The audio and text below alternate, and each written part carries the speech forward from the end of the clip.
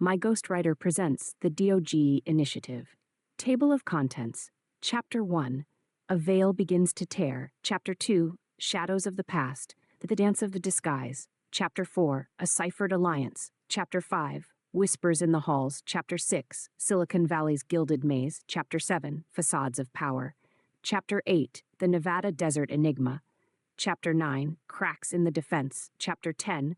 The Society's Counterstrike. Chapter 11. Media's Machinations. Chapter 12. Code of Shadows. Chapter 13. Unity in Discord. Chapter 14. Untitled. Chapter 15. The Price of Betrayal. Chapter 16. Whistleblowers Emerge. Chapter 17. A Tactical Withdrawal. Chapter 18. The War for Public Opinion. Chapter 19. Sanctuary Breach. Chapter 20. Treasury's Forgotten Vaults. Chapter 21. A New Front. Chapter 22. Political Strife. Chapter 23. Indirect Fires. Chapter 24. Full Disclosure. Chapter 25. Judgment Day. A Nation Awakened. Chapter 27. Collapse of the Society. Chapter 28. Dawn of Accountability. Chapter 1. Chapter 1. A Veil Begins to Tear. The air in the Oval Office was thick with the smell of polished oak and freshly brewed coffee, a familiar scent that often marked the beginnings of intense deliberation. President Jonathan Raines, known for his unyielding resolve and thoughtful leadership, sat behind his imposing mahogany desk, its surface a landscape of organized chaos. Papers and reports were neatly stacked at the edges. Surrounding the centerpiece of his current consternation, a sealed manila envelope bearing no distinguishing marks save for a single typed title, Operation Indigo. Raines leaned back into the leather embrace of his chair, attempting to see the broader picture beyond the intimidating implications of the document before him. A cascade of light fell through the tall windows, casting intricate shadows on his face and enhancing the rugged determination etched into his features. This was not unfamiliar terrain. Political games were intrinsic to Washington. Yet this felt different. It was as if he stood at the threshold of an abyss, where even the most cautious misstep could plunge him into uncharted depths of deception and machination. He recalled the brief encounter earlier in the day that had led to the document's arrival. An anonymous source had approached his chief of staff, level-headed and ever-patient Karen Paxton, with whispers of a conspiracy deeply embedded in the sinews of national governance and finance. Awash with skepticism, yet unable to ignore the chilling possibility of truth, she had ensured the president received the envelope directly. Raines tore open the seal, careful not to damage its contents. Inside, a dossier of alarming clarity and detail unfolded.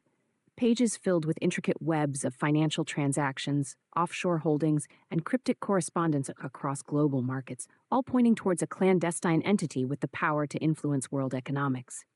A name surfaced time and again, as pervasive as it was elusive: the Society of the Iron Ledger. The president's mind raced. The sudden clarity tasted both exhilarating and terrifying. The accusations of manipulation at such a high level threatened not only the integrity of his presidency, but also the very fabric of democratic governance worldwide. He flipped through the pages, each more damning than the last, his mind that of a strategist considering every angle. The ramifications of the document were staggering, a potential upheaval in national and international trust. A soft knock broke through Raines' concentration, and Karen stepped into the office, her expression a mask of professional concern.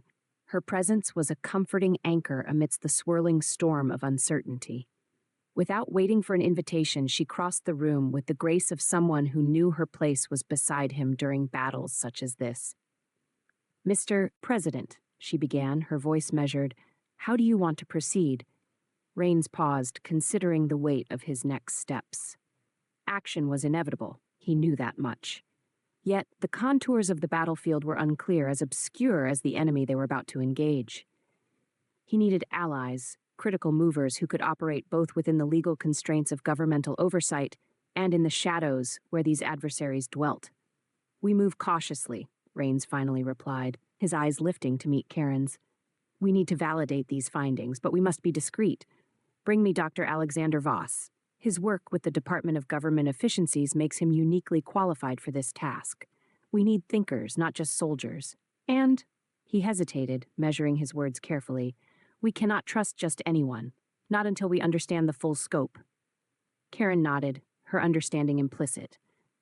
Together, they embraced the imminent duality of their mission, a commitment to unraveling a conspiracy where the line between ally and adversary was yet to be drawn. As Karen exited to initiate the president's directives, Rains remained at his desk, consumed by the gravity of possibility. The veil over the nation's silent governance was beginning to tear, and behind it lay creeping shadows of secrecy and power. Action would not be without risk, but inaction could mean surrender. And that was not an option he was willing to consider.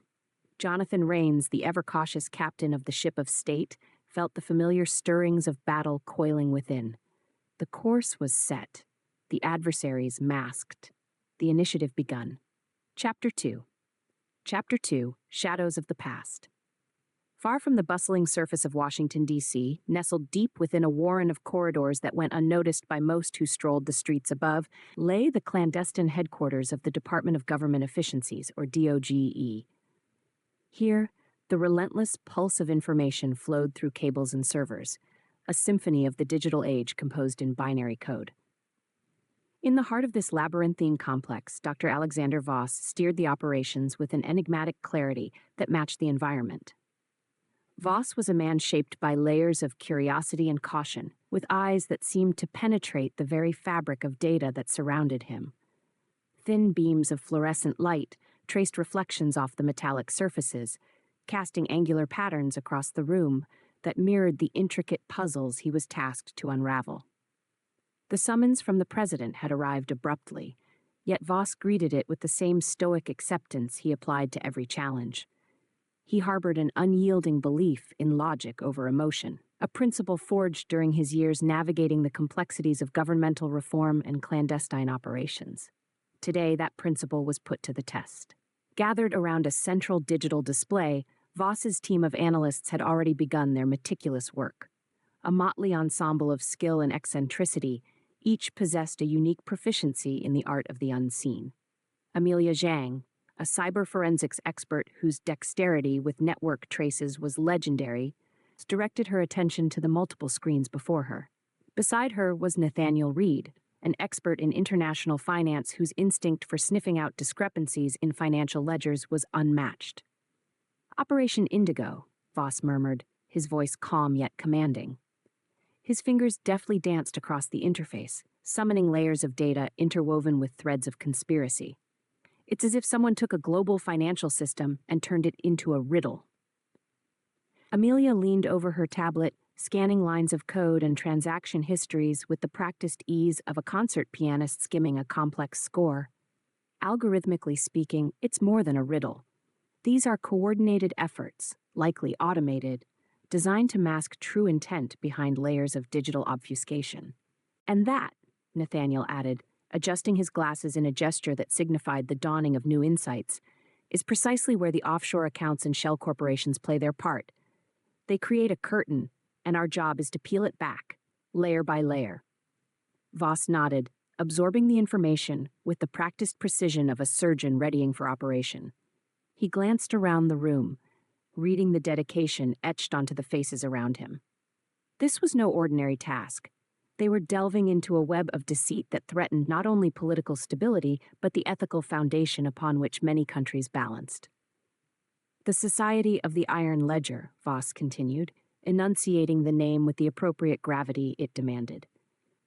They are not just financiers or politicians. They are architects of influence, manipulating from vantage points we're only beginning to map. We must chart this territory with the precision of cartographers, and we'll need every skill we possess to see it through. Despite the enormity of their mission, a fatigue born of determination marked each analyst's resolve. They knew the rules of this engagement were still being written, shaped by discoveries yet to unfold. Discomfort held no place here, only a relentless pursuit of the unseen threads that wove the fabric of manipulation. The undercurrent of urgency hitched a ride on every word, every keystroke, sending vibrations through the sterile room that was their battlefield. Memories of past operations tugged at the edges of Voss's consciousness, reminding him of the thin line between exposure and extinction. Yet, beneath any shadow lay potential. the possibility of piercing a veil carefully constructed to obscure and confound. Just as Voss and his team began retracing fiscal journeys through global markets, Karen Paxton arrived, her presence tinged with the energy of the Oval Office itself. There was a synergy she brought from the president, a tactical assurance that lent credence to their venture. "Dr. Voss," she greeted, nodding towards the holographic displays filled with streams of data. "How's the operation proceeding?" "We're extracting patterns, tracking threads," Voss replied, gesturing to the swirling vat of information. "Every digital footprint is a shadow leading us back towards the light." Karen absorbed his words, weighing the implications of each pixel and byte. "Then let's make sure those shadows lead us where we need to go. The president's placed a great deal of trust in your expertise." The room resumed its measured hum, a chorus of science and speculation. The team's collective focus tightened like a zooming lens, delving ever deeper into shadows thick with the past's untold tales. Here, beneath the city's vibrant life, each methodical click and calculation brought them steps closer to unveiling a truth veiled in darkness, a truth whose revelation could ignite a transformation if Voss and his allies could navigate the shadows and bring it into the light. Chapter 3: The Dance of Disguise. Dr. Alexander Voss leaned back in his chair, eyes flickering over the myriad of indices and threads connected to the global financial matrix now projected before him. Each point of light on the digital display represented a transaction, a decision, perhaps even a life. Every flicker a story intertwined with the chaotic dance of global economics. The Society of the Iron Ledger had woven its presence so thoroughly that tangling their threads felt akin to dismantling a massive tapestry, thread by careful thread. "Where do we stand, Amelia?" Voss asked, breaking the silence that had become a familiar companion to their efforts. Amelia Zhang, resting her chin in her hands as she assessed the data like an artist pinpointing flaws in a masterpiece, replied without looking away. "We've followed some $500 million through 4 continents today. Shells within shells. And in every major financial hub, there's a peek into the Iron Ledger's operations. But there's something about Geneva that stands out, layered intricacies suggestive of a control node." Voss leaned forward, interest piqued. Geneva, with its centuries-old banks and impenetrable privacy laws, was an expected locus, but hearing Amelia articulate it added weight to their hypothesis.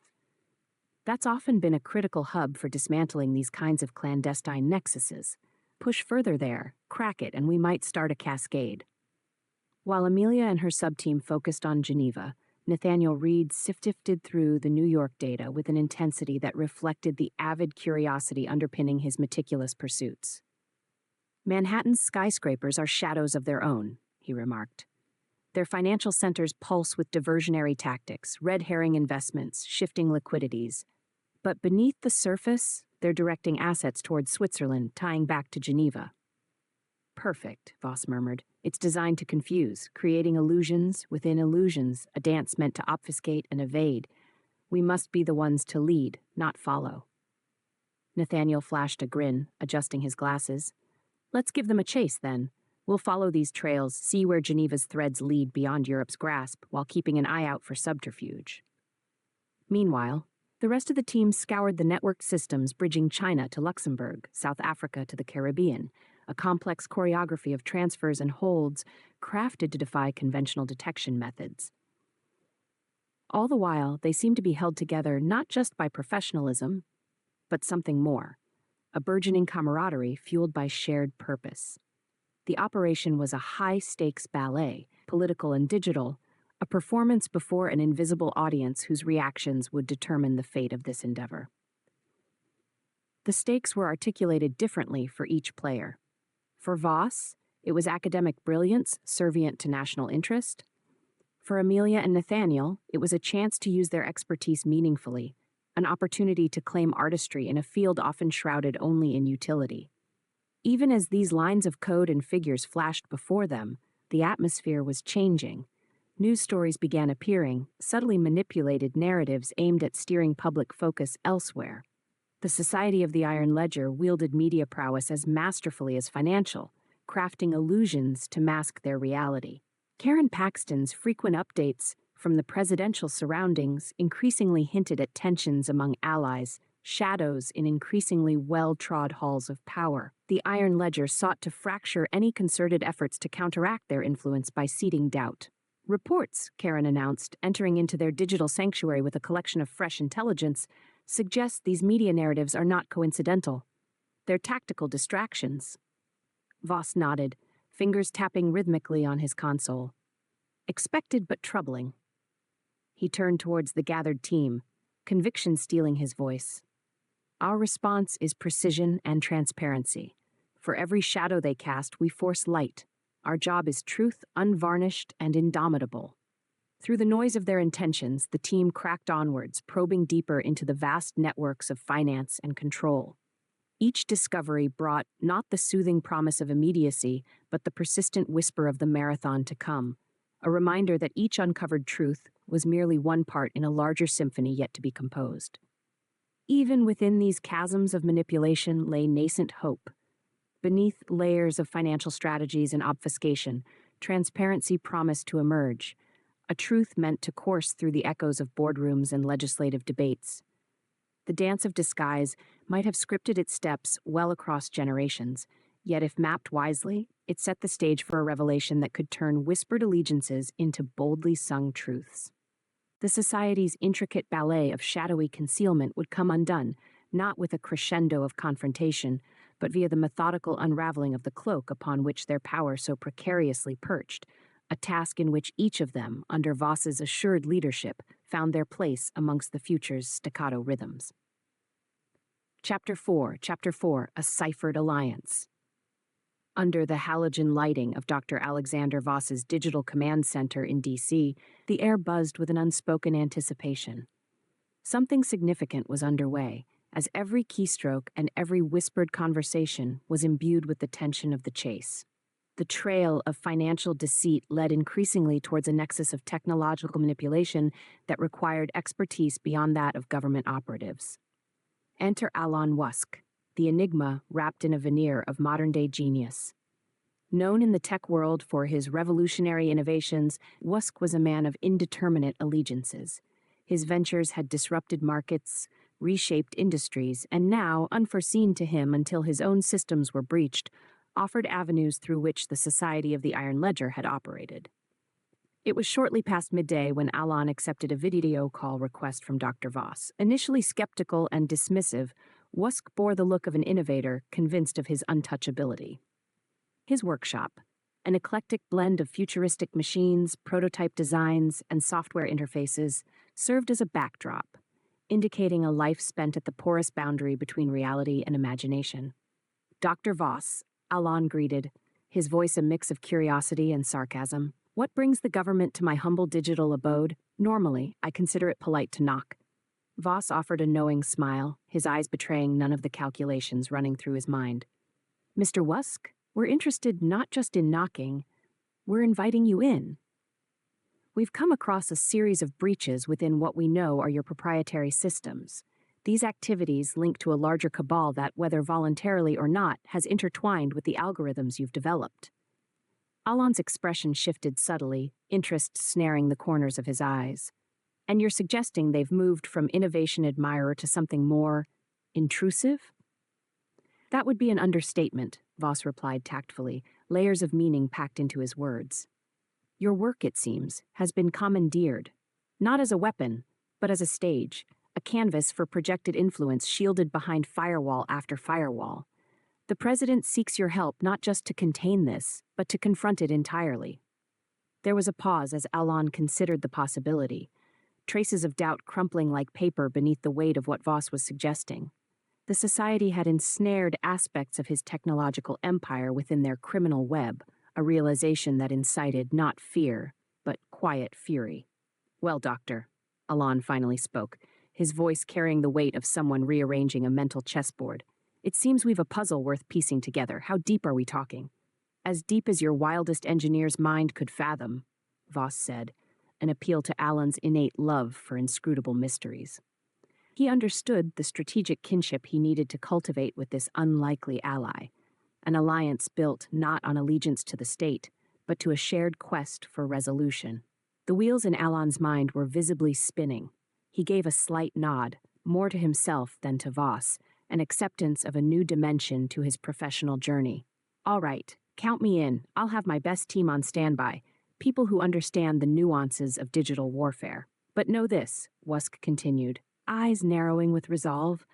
My allegiance here is singular. I aim to reclaim integrity where it's been tarnished.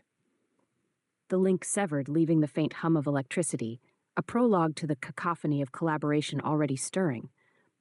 Upon Voss's notification to the core D.O.G.E team, the revelation resonated, an anticipation of decoding intent, disrupting agendas, and forging an unassailable front. Back in Washington's epicenter, President Rains received the update from Karen Paxton, who relayed Wusk's engagement with a wry sense of accomplishment. Mr. President, Elon Musk has agreed to collaborate. It appears personal stakes have shifted perspectives. Jonathan Rains allowed himself a momentary sigh of relief. Aligning Wusk with their cause meant weaving innovation into the very fabric of their strategy. Where once there was shadow, now there was the promise of light, a light pierced through with the ingenuity of technological prowess. Very good, Karen. That positions us well, Rains affirmed with a nod. His mind churned over the next tactical steps, aware of how this alliance would play into their broader strategy. Each discovered truth, each decoded cipher, would give his administration leverage against the Iron Ledger, providing the societal scaffolding needed to shift power from obscured hands to visible justice. Meanwhile, as day turned to night and Alon's workshop settled to a symphony of errors and programming lines, Wusk understood that this was a beginning. Not just with Voss and Rains, but within himself. A venture past simple creation towards active confrontation, aimed at unraveling the script and coding a new narrative of integrity against the Iron Ledger's sabotage of truth. Lines blurred, disparate parties were bridged by common cause. Through code and cooperation, a ciphered alliance began its quiet crescendo, threatening to unveil the clandestine orchestra orchestrated by the society, a song of renewal and redefinition on the cusp of transformation. Chapter 5. Whispers in the Halls. President Jonathan Rains stood at the paneled window of his private study, overlooking the vast expanse of manicured lawns, interrupted only by the flickering shadows cast by ancient trees. The whispers of discontent, hushed voices lurking like shadows in the hallways, were becoming the new soundtrack of his presidency, a sinister melody composed by the Society of the Iron Ledger. Their presence was invisible yet palpable, an unseen force seeking to manipulate the very core of his administration. The president's study was a sanctuary apart from the weighty grandeur of the Oval Office. It was a space meant for contemplation, though recent days had increasingly demanded it serve as a tactical command post. There was a tension, a tightrope walk between maintaining public composure and managing the undercurrents of suspicion permeating the ranks of his closest advisors. Karen Paxton entered softly, the door clicking shut behind her, with a sound that carried more finality than was intended. She bore the countenance of one who had spent days crafting alliances and diffusing political landmines. Her loyalty to Rains was unquestionable, often serving as both his strategist and confidant. Whatever news she bore, it was bound to be steeped in the trust they shared amidst a world of shifting allegiances. Mr. President, she began, handing over a padded envelope containing reports from internal audits and intelligence briefings. The Society's tendrils appear deeper than we first estimated. It's not just fiscal manipulation, they're sowing discord among your cabinet and legislative partners. Rains remained silent for a moment, scanning the documents. Pages upon pages revealed strategies employed by the Iron Ledger, leaked information, strategically timed political rebuttals, whispers spun into full narratives, each crafted to fracture unity and steer policy through chaos. Who do we have in mind, Karen? He queried, his voice low and steady as a river cutting through rock. Loyalists remain, but we're seeing shifts. Secretary Hutchins shows signs of operating independently, his dialogues with certain Senate members bypassing anticipated channels. It's subtle now, an undercurrent of variables testing loyalty, she replied, her voice a calm articulation of emerging betrayal. Rains's gaze remained fixed beyond the window, considering the enormity of their situation. The society was playing a game of misdirection, drawing his team into a labyrinth where trust was not just a currency, but a liability. This ends that speculation, he decided, turning back to Karen, handing over a specific page with potential threats marked. Get Dr. Voss and Alan. We need to ensure our digital signals and communications are secure. No whispers should seep into the society's hands. Karen nodded, understanding the implicit instruction to not only strengthen digital security, but also to shore up their human alliances. The battlefront had expanded beyond cyber and fiscal realms into the very psychology of governance. Relationships had to be preserved and fortified against the subtle siege of doubt. Mr. President, she added with a note of optimism, Alan's involved now. His technology, their advances, they're already making an impact, uncovering signals we couldn't see before. There's potential in this ciphered alliance. Rains gave a solemn nod, appreciating the infusion of WUSC's energy and brilliance into their efforts. Yet, it was not just technology, it was a human confrontation, building resilience against manipulation by safeguarding faith, not just in algorithm, but in humanity. As Karen departed, her tasks divided between strategy and sustenance of trust, Rains remained brooding in thought. His administration was a crucible, tested by the alchemy of deception and reality. The air in the halls, once a conduit of open dialogue, now carried a distinct chill, the society's efforts to weaponize friendships against themselves.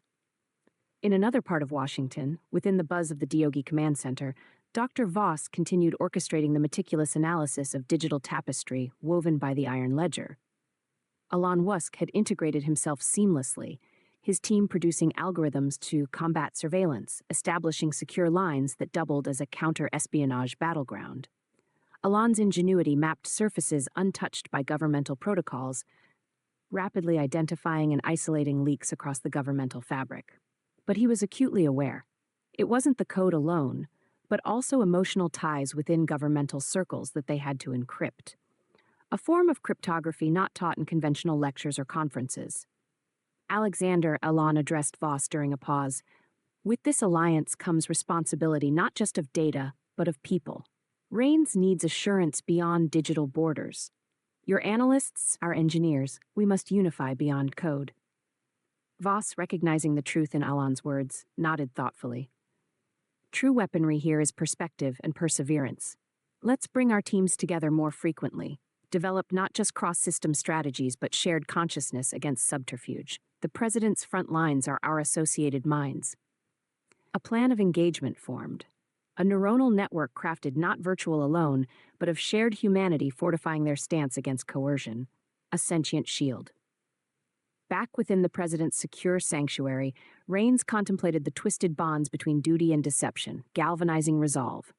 He had allies like Karen, Voss, and now WUSC, each bound by a moral covenant to retain purity amidst poisoned wells of control. Together they forged ahead, imbued with the knowledge that whispers need not remain perennially unchallenged. Truth awaited beholders, ready to uncover it. As shadows swept down languid halls, the initiative thrummed, nerves aligned with purpose, each potential betrayal adaptive to courage that promised to transmute doubts into resolved unity. It was the silence of resolve, shaping the future, with whispers now armed with disclosure. A new battle song, echoing through history's corridors. Chapter 6, Silicon Valley's Gilded Maze. The afternoon light in Palo Alto filtered through the floor-to-ceiling windows of Elon Musk's state-of-the-art workspace, casting a golden hue over the array of cutting-edge technology that littered the tables. Elon, a visionary at the intersection of technology and human ambition, stood amidst this chaos. Today, however, his usual reverie was punctuated by the gravity of his new alliance with D.O.G.E, influencing the automatic rhythm of the screens, blinking information back at him. Silicon Valley, a mecca where innovation and ambition intersected, held its own secrets. Beneath the glittering surface, algorithms and systems that powered modern life had become battlegrounds of shadowy financial maneuvering. Here, as in governmental corridors back east, the Society of the Iron Ledger's influence insinuated itself, manipulating digital frameworks to create fiscal illusions. Elon, emboldened by the trust and responsibility bestowed upon him, had made it his mission to unearth and dismantle these distortions. His engineers, some of the brightest minds drawn from the Valley's own legacy, worked tirelessly alongside D.O.G.E. cyber operatives. It was a coordinated symphony of innovation, an alignment he once would have dismissed but now cherished. As they focused on a particularly baffling algorithm, a digital tapestry that seemed to alter market perception subtly, Alon gathered his team for an impromptu briefing. Among them sat Jamie Lopez, a software architect whose intuitive grasp of complex systems often felt like magic at work. Alon regarded Jamie as not just an essential asset, but a kindred spirit in unraveling digital mazes with a blend of logic and artistry. "Listen up," Alon began, the room's murmurs quieting instantly. "We've identified potential manipulation points across top financial platforms, sophisticated algorithms designed to tip market balances imperceptibly. This isn't just about exposing them. We need to decode these digital fingerprints and trace them back to the society." Jamie nodded, already rifling through data on her tablet. "It's like cleaning digital graffiti from a glass tower, Alon. We scrub a stroke, see the composition clearer, and find linchpins holding together entire financial narratives. Bit by bit, they expose a story. The society's influence is the common denominator." Alon continued, his authority underscored by an urgency that seemed to charge the atmosphere. "Our allies in Washington are counting on us. We need to weaponize our knowledge. We create counter-algorithms, digital antibodies to fend off this fiscal infection they've embedded into global systems." The team delved deeper, propelled by the synchronicity between urgency and innovation. Lines of code flowed seamlessly across screens, interwoven into defensive mechanisms designed to unspool the Iron Ledger's intricate knots. Unraveling these connections required more than technological prowess. It required an ethos born of shared vision, transparency, accountability, integrity. Meanwhile, Dr. Alexander Voss was on a direct video call, watching this endeavor unfold from D.O.E. Subterranean headquarters. His eyes narrowed thoughtfully as he drank in the report provided by Alon's team, a stream of valuable inputs now flowing back into their investigative corpus. Communication channels lit up with collaborative insights, each new discovery building upon the foundations laid at Silicon Valley's core. "Alon, Jamie, you both see the complexity here," Voss observed, his tone calm but insistent. "Remember, breaking these codes intertwines with revealing governance. It chains a cycle of exposure. The society thrives in obscurity. Our light shatters their illusion." Alon nodded, appreciation evident in his respectful demeanor. "Don't worry, Voss. We'll see this through. Silicon Valley is merely the stage. The performance, the unveiling, belongs to all of us." In response to such dedicated effort, echoes of encouragement surfaced from President Raines and his inner circle, the corridors of power resonating with acknowledgement for this burgeoning alliance. Washington buzzed characteristically, but with a newfound undertone of optimism, a belief that these collaborations could indeed turn the tide. Later, working late into night, Jamie paused beside Alon, motioning toward a monitor.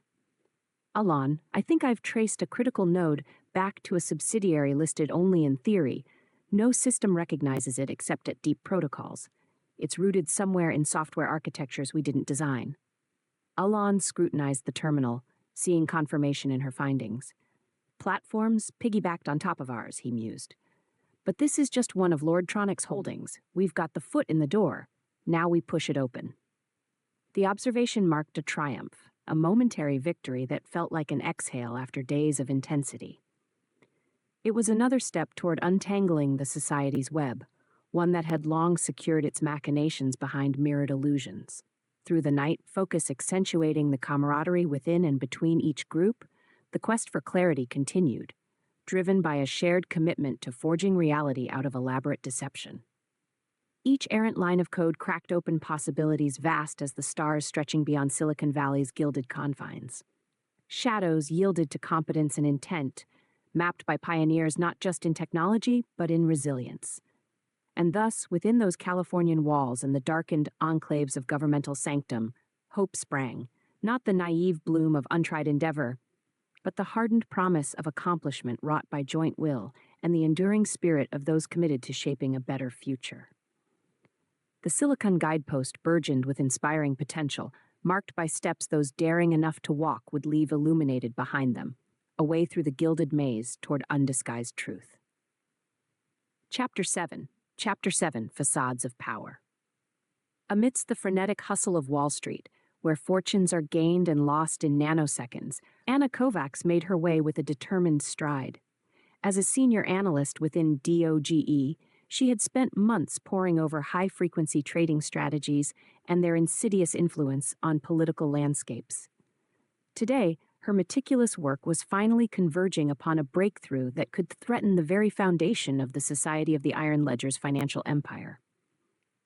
The heart of New York City rang with a cacophony of horns and footsteps, but Anna's focus was unyielding. An unassuming facade led her into a nondescript office building that served as a staging ground for D.O.G.E's financial operations. Here, analysts worked around the clock, unraveling the twisted threads of fiscal deceit that fueled the society's hold on power. As Anna settled into her workstation, her screens illuminated an intricate network of transactions that crossed time zones and tax havens. Patterns emerged amidst the chaos, algorithms crafted not solely for profit, but for control. She knew she was looking at something fundamentally different, something engineered to manipulate markets and, ultimately, political decisions. Her phone buzzed, a silent alert that brought her back to the immediate. It was a message from Dr. Alexander Voss, extending encouragement and a reminder of their next briefing. The message spurred her onward. She knew her findings were critical to the broader strategy unfolding in Washington and across the digital realms. Anna tapped a few keys, initiating a secure conference link with Voss and the rest of the D.O.G.E core team back in D.C. Runes of data cycled through her screen as she connected with minds united by a singular purpose: the dismantling of clandestine machinations that so seamlessly replicated the systems on which society relied. "Anna, you've made significant strides," Voss began, his voice cutting through layers of static to offer clarity. "Your insights into high-frequency trading seem to align with paths we've tracked, specifically concerning Geneva's anomalies." "Exactly," Anna confirmed, her enthusiasm tempered by the gravity of the information. "Think about their use of technology in finance. It's not just about making money, it's a vast scheme to wield political influence subtly. We've connected several algorithms to specific legislative moves and international financial regulations shifts." Elon Musk, patched into the call from his labyrinth of innovation in Silicon Valley, chimed in. "Anna's onto a core method the society seems to favor: fostering dependencies, influencing tangentially. They employ technology to change perceptions, driving narratives that align with their agenda." "Precisely why this needs to be prioritized," Voss agreed, his thoughts racing ahead. "What you've unearthed here, Anna, is not just systemic abuse, it's the architecture of influence. Unraveling this reveals the society's very lifeblood." With support and tactical advice flowing in from every screen, Anna felt buoyed by the collective drive. Her plan was set in motion, aiming to isolate the society's financial blind spots, targeting nodes that, if disrupted, could ripple through their network, weakening the intricate fabric spun by their high-frequency strategies. Meanwhile, in Washington's echoing corridors, President Raines received word from Karen Paxton about Anna's findings. As he sat in contemplation, surrounded by historic portraits and bound volumes chronicling the nation's governmental evolution, the implications weighed heavily on him. The society's manipulation of finance unveiled yet another facet of their spectrum of power, a facet he now realized they had to confront openly. "This is where our commitment to transparency meets its sternest test," Raines remarked, sharing his thoughts with Karen. "Confronting this aspect of the society not only deters manipulation, but reaffirms our pledge to steer governance back to its ethical core." Karen nodded, imbued with the president's resolve. Her focus was laser-sharp as she shaped the narrative they planned to deploy, underscoring that this revelation was not just another scandal, but rather a reckoning, a reclamation of integrity against those who subverted democratic ideals for profit. Back in New York, under Anna's skilled interrogation of data, the market moves like clockwork with whispered intent. She sent the first signals targeting transaction anomalies, small ripples, deliberate nudges intended to confuse any watchers from the society. The plan, to induce oversight, drawing them to expose reactive strategies, an unveiling gambit crafted not in isolation, but in convergence with collective intellect and foresight. Her fingers danced across the keyboard, manipulating data like a conductor leading an orchestral crescendo. Each keystroke resonated with a resounding echo, announcing a shift in vantage, a reshaping of the battleground upon which the society had maintained an unchallenged reign for far too long. Together, with the methodical clarity uniting minds across national landscapes, the team advanced, incrementally unraveling power disguised as progress. Their combined efforts underscored a fundamental truth. Even the most meticulously constructed facades could crumble in the face of relentless pursuit and unyielding resolve, revealing the truth that lay hidden beneath calculated designs. Even amidst manipulation's corridors, Anna and her allies advanced, ensuring D.O.G.E's initiative continued dismantling illusions, preparing to engage with the society on a front toughened by unity and sharpened by purpose, one step closer to dissolving the facades that captivated power's illusion. Chapter 8. Chapter 8, The Nevada Desert Enigma. The Nevada desert stretched out like a sun-baked expanse of forgotten history and half-buried secrets, its golden sands whispering tales of clandestine operations and Cold War gambits beneath the relentless sun. It was here, amidst this barren openness, that President Jonathan Rains aimed to uncover the missing pieces of a sprawling investigation, desperately seeking context.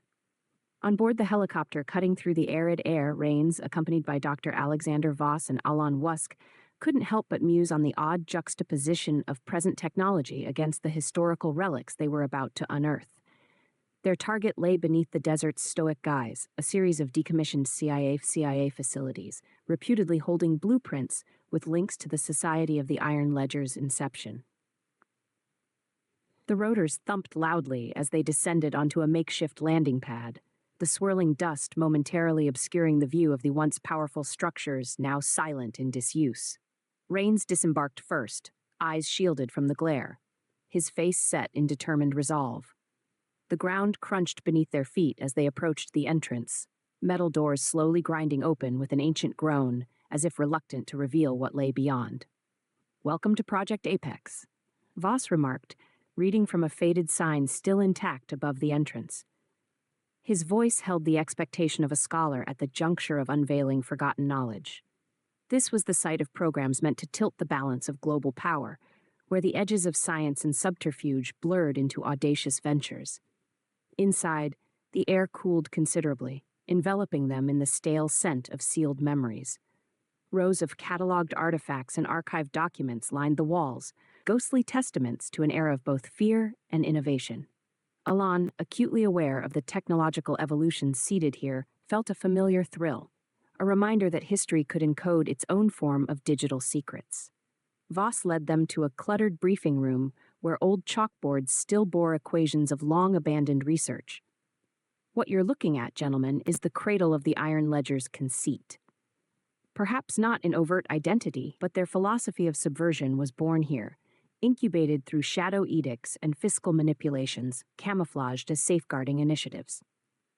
Alon approached a series of locked cabinets, nodding toward Voss, an implicit request for tools of access. Voss produced a sleek set of keycards and overrides, engineering tools for unearthing past confines as easily as any data cipher. Within, stacks of documents revealed connections, fund transfers, offshore partnerships, predictors of the financial whisperers they sought to silence today. "This isn't just bureaucracy gone rogue," Rains observed, sifting through reports annotated with faint pencil marks. "The society was founded on a promise, a Machiavellian pact built on the misuse of state apparatus, intelligence and economics manipulated to orchestrate global outcomes." As they pieced through reports, echoes of old operations rolled into their understanding. The tactics resembled a bygone genius now corrupted, like finding notes of a symphony turned into noise. Every page turned by Rains affirmed a facet of the society's reach, how ambitious graduates from this shadow program carried forward their philosophy, merging with corporatized ambition, feeding into a legacy rather than extinguishing it. While they worked methodically, Karen Paxton maintained constant communication from Washington. Her updates came punctuated with political undercurrents echoing through national leadership, the gravity of their discoveries potentially exposing governmental ranks, looming ever present. Voss pointed to a detailed blueprint, an intricate network marked by sprawling connections from Nevada trailing into today's geopolitical powerhouses. Deciphering this will strengthen our position to cut off influence as it's delivered to front operations. They twisted strategic foresight into a control mechanism. We use the same insights to counteract, bending their design back against them. Alon scanned the blueprint with a practiced eye, translating the physical into possible data streams contributing to contemporary digital vulnerabilities. He saw how algorithmic warfare evolved here, seeds of digital control from roots in intelligence manipulation. It's more than Cold War relics. This was the society's emerging skeleton. We needed this context. Leaving the facility hours later, each carried more than just files and images, a reinforced understanding of their opponent's playbook, insight into an ideology weaponized through time. It wasn't just the reveal of clandestine intent, but of the irony that civilization's defenders unwittingly birthed another foe, demanding vigilance. As the helicopter rose against a burning Nevada sunset, the trio reflected on their renewed purpose. For Rains, it was an unshakable commitment to disentangling his administration from this shadow web. Voss solidified his resolve to unearth every manipulation woven through decades, while Alon prepared to counter technological echoes of the society's ambitions. They returned not only with historical blueprints, but with plans for deconstructing them, to publish truth against deception, to adapt governance that foresaw and disarmed shadows before they cast. Within this daunting task, they each found meaning, a symbol of integrity once fractured, now mended with transparency's gold. Together, amidst the cold reality of desert enveloping bygone echelons, they embraced the enigma as both their challenge and clarity, a force to be mirrored against the fading light as they advanced into the dawn of a new era, guided by foresight, tethered synchronously with accountability. Here arose their credo, that revelation, not obscurity, should guide the governing light into every hidden corner where power dared tread. Chapter 9, Cracks in the Defense. The newsroom of the Washington Chronicle was a hive of activity, the clatter of keyboards and the buzz of phones weaving a chaotic symphony as Isabel Carter sat ensconced at her cluttered desk. Her gaze was fixed on her computer screen, where reams of notes about the Society of the Iron Ledger danced in digital columns. For Isabel, journalism was archaeology, each story a new layer uncovered, with this particular narrative promising revelations that could reshape the very ground on which governance stood. Contrary to her initial assignments, which unearthed local scandals or mundane vignettes of urban life, this story clawed at national nerves. The data and insight she gathered, much of it from anonymous sources within D.O.G.E, formed a mosaic of conspiracy rooted deeply in fiscal and legislative systems manipulated by unseen hands. Isabel leaned forward, focusing on the latest tip-off, an infrastructure project in New York allegedly rigged through society-led lobbying. Lines between truth-seeking and narrative-wielding blurred. It was a tightrope walk between unveiling truths responsibly and tiptoeing around sensationalism that could derail D.O.G.'s efforts. Her phone buzzed, pulling her attention back to the tangible world. It was Dr. Alexander Voss, his name a welcome signal. They had established a tenuous yet aligned relationship. He respected the journalist's knack for piercing political veils as she admired his tireless resolve to untangle them. "Isabel," Voss greeted through the phone, voice clear despite the distance. "I've sent over the latest encrypted files D.O.E allowed for disclosure. You'll find they paint a broader context around the society's fiscal loops influencing urban governance." Isabel opened the email, glancing through the attached files, careful to absorb their gravitational weights with integrity. "Voss, this is explosive. But balancing this narrative with the operational secrecy you require is a challenge. How hard can I push before the society retaliates by shifting focus to D.O.G. itself?" Voss took a moment, thoughtful, knowing full well the thin line Isabel walked. "Truth is necessary, Isabel, but approach it surgically. Your revelations can arm the public with awareness and propel systemic safeguarding rather than hysteria. We need transparency, but precision is paramount." Simultaneously, within the confines of the Oval Office, President Rains and Karen Paxton were scrutinizing a classified dossier outlining the evolving political landscape through which they navigated. With each disclosure Isabel published, The political atmosphere shifted subtly, opinion tides reflecting recalibrated truths, eliciting a delicate sense of victory in partial revelation. Allies maintaining political influence remain a priority, Karen observed, putting into perspective how Isabel's meticulous insights meshed with their broader strategies. Yet, her narratives concurrently forge vulnerabilities which the society could exploit through media countermeasures. Rains nodded, assuming the gravity of strategically leveraging these journalistic revelations. Isabel's work throws light into shadowed recesses. The society's penchant for obfuscation might recoil. It's our chance to forge public opinion as both a defense and an outcry for accountability. Coordinate this narrative to synchronize with our forthcoming policy transparency measures. Karen understood the tactical dance, using unyielding truth-telling not just for political gain, but for a civic awakening coherent with refocused governance. Back in the newsroom, Isabel mulled over how to frame the stories she pieced together, ensuring that clarity of intent shone through the complexity. Concurrently, craving the resonance of uncovering foundational truths while eyeing the possible risk of swaying public sentiment mutate into formidable barriers against D.O.G.E's operative thrust. At the same time, within the covertly humming bastion of D.O.G.E, Dr. Voss, together with Alon Wusk, absorbed Isabel's forthcoming proposals. These media reports weren't just stories. They bore the potential to galvanize societal frameworks, capturing public imagination in ways that legislative red tape and operational obscurity could never quite achieve. Alon, upon scrutinizing data visualization models associated with Isabel's potential exposés, provided his own insight, one crafted within the context of his own technical proficiency. Imagine formulating responses not simply to disarm critics, but to embed societal codums preceding market veils, pushing transparency forwards, embracing disclosure with assurance. Voss nodded in agreement. We approach this on two fronts, fortifying our analyses while amplifying her script. It necessitates balanced choreography, a tactical embrace of informed public discourse alongside our strategized operations. As Isabel finally sat before her monitor, poised to draft the latest manifestation of her comprehensive investigation, she considered the balance between devastation and dignity inherent in her disclosures. It was her journalistic anthem calling, to reveal cracks in facades so whole truths could stand unobstructed. Undoubtedly, the society was formidable, but in Petcroy lay the potential nucleus of its undoing.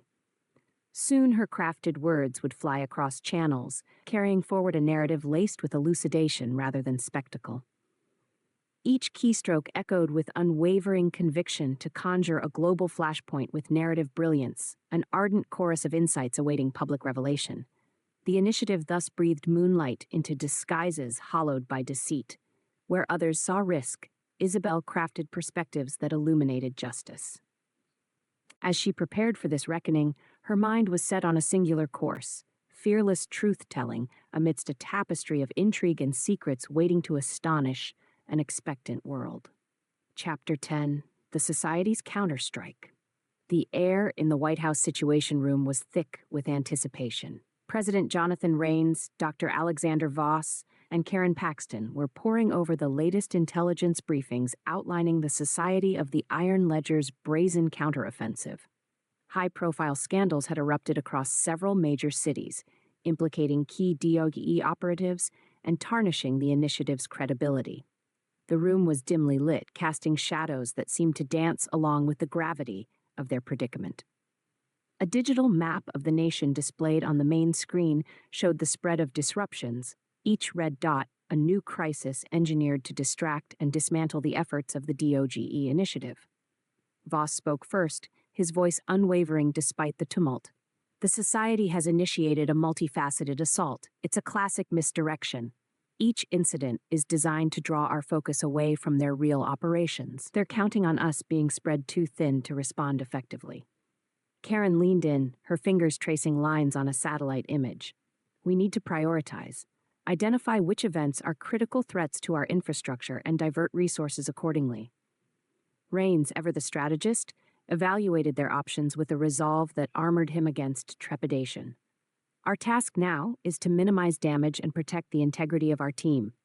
Voss, we need your analysts operating at full capacity, dissecting these scandals to uncover their origins. Karen, coordinate with our communications team to control the narrative. We must maintain public trust.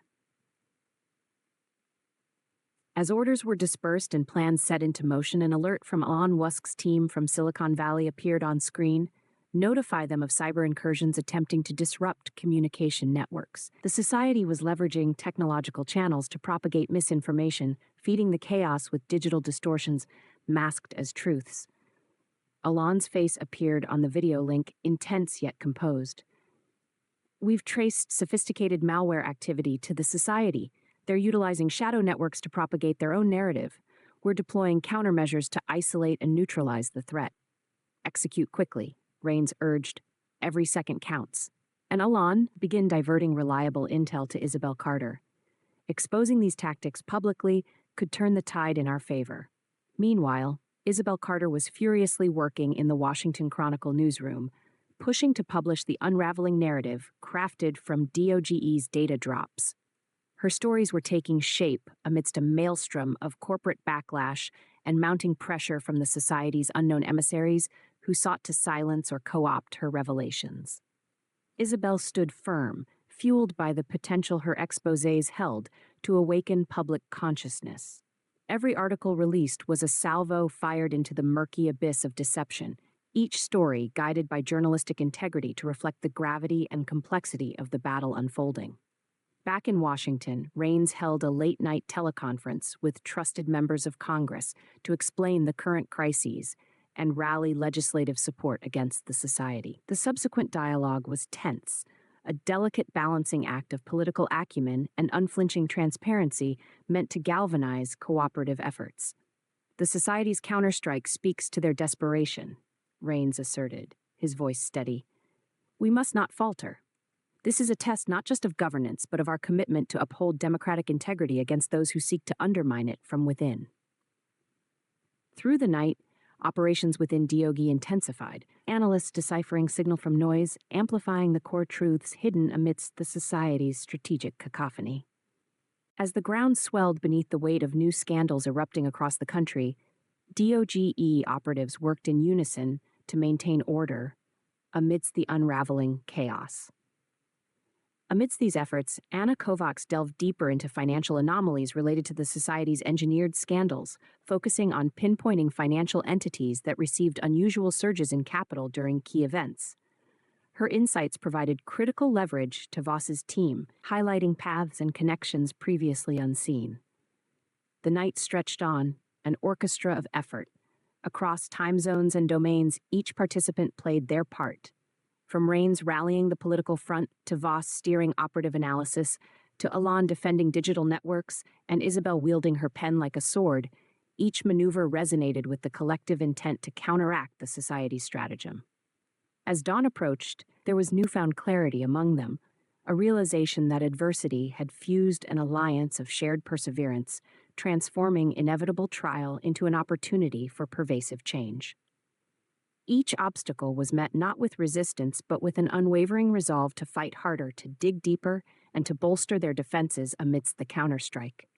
And beneath the surface, the society's armor began to show its fractures, each decision riddled with desperation as D.O.G.E closed in, step by prudent step, unwavering within a mission endowed not merely with retaliation, but guided by the inexorable pursuit of truth. It was a convergence of hope and determination, the harbinger of what they could endure together. As a new day unfurled, promising light cut through the poisoned air, amplified by the unified heartbeat of those imbued with the conviction that justice, once imperiled, would ultimately prevail. Chapter 11. Media's Machinations. Isabel Carter found herself at the center of a swirling maelstrom of information, her instinct honed to a razor's edge as she navigated the White House's tightrope between transparency and security. The Society of the Iron Ledger was a puppet master with dark, unseen strings, and Isabel's pen had become a beacon relentlessly trained on them. Each narrative thread she followed threatened to unravel more than just truth. As sunlight streamed through the windows of the Washington Chronicle newsroom, the air buzzed with the background hum of printers and urgent phone calls. Isabel stood leaning against her desk, eyes scanning new documentation sent anonymously through encrypted channels. Fresh information from D.O.G.E. revealed shifts in political alliances, all tied to the shadowy influence of the society. With every article, Isabel balanced the public's right to information with the strategic delicacy required to avoid endangering ongoing operations. Her editor had issued reminders to tread carefully, yet each truth she felt compelled to disclose demanded bold exposure. This was not just journalism, but a mission, each keystroke impactful in its potential to awaken or alarm. There was a sharp knock at her office door, and Amelia Zhang appeared, her presence unexpected yet welcome. Isabel motioned her in, knowing that Amelia's expertise was vital in understanding the data complexities the society cloaked. "Amelia, I didn't expect you," Isabel greeted, offering a wry smile that managed to cut through her exhaustion. Amelia's expression was serious, though her gaze held a kind of bright intelligence. "I know it's a little unusual, but I felt we needed to align our findings directly. We've made a breakthrough with D.O.G.E, one you can leverage, revealed correctly. The society's digital misdirection is falling apart under our scrutiny, but it needs your narrative to breathe life into data." As Amelia explained the latest analytical findings, Isabel's eyes lit up, her mental gears churning as pieces clicked into place. This could expose several key players actively manipulating political opinions and market stability under false pretenses, Isabel realized aloud. It could be the turning point we need. Determined to craft her stories with precision, Isabel returned to her computer, enlisting Amelia's input to ensure their facts were irrefutable. She strategized how to unveil these connections with enough depth to inform without overwhelming, conscious of the opposition's penchant for spinning misdirection into perceived reality. Meanwhile, President Rains, responding to the ripple effects of Isabel's last revelations, prepared for a live press conference. His determination underscored the necessity of proactive communication, a bid to safeguard public perception against the society's intricate media manipulations. Under the bright lights of the press room, Rains faced a sea of journalists awaiting his official stance. Flanked by Karen Paxton, his trusted advisor, he addressed the allegations shaking governmental foundations. The revelations brought forth by diligent journalists like Ms. Carter speak to a fundamental truth. Parts of our system demand cleansing. We are committed to transparency and integrity throughout this critical junction. Rains' measured yet authoritative tone sought to reaffirm public confidence, even as questions bombarded him about the depth and breadth of the society's influence. His responses stayed clear of specifics that could hinder ongoing operations, reflecting a careful dance between necessity and discretion. In the newsroom, Isabel was deeply engrossed in a complex narrative web, celebrating the startling connections D.O.G.E unraveled, a testament to her dedication to fundamental truths. Her words would span the undercurrents of fiscal manipulation and digital deception propagated by the society. Each article drafted was another grassroots endeavor to dismantle the society's constructed illusions. She worried about the introspective burden, how to maintain journalistic neutrality while lifting veils time-hardened by intricately deceptive craftsmanship. But then, the support from Voss, and perhaps most unexpectedly from Elon Musk, with his tech-savvy insights, reinforced her resolve. Her phone vibrated again with the familiar notification chime, a text message from Elon. "Isabel, align your forthcoming publication with the incoming digital proof. We'll break their narrative with empirical precision. The next cycle is crucial for harmonizing public perception." As they coordinated, a mutual respect cemented, creating an unspoken pact in their combined pursuit of revealing truths. Isabel understood that while their immediate aim was peeling back veils of deception, the larger goal was reinforcing trust in the structures that governed. The sun dipped below the horizon, painting Washington in hues of orange and violet.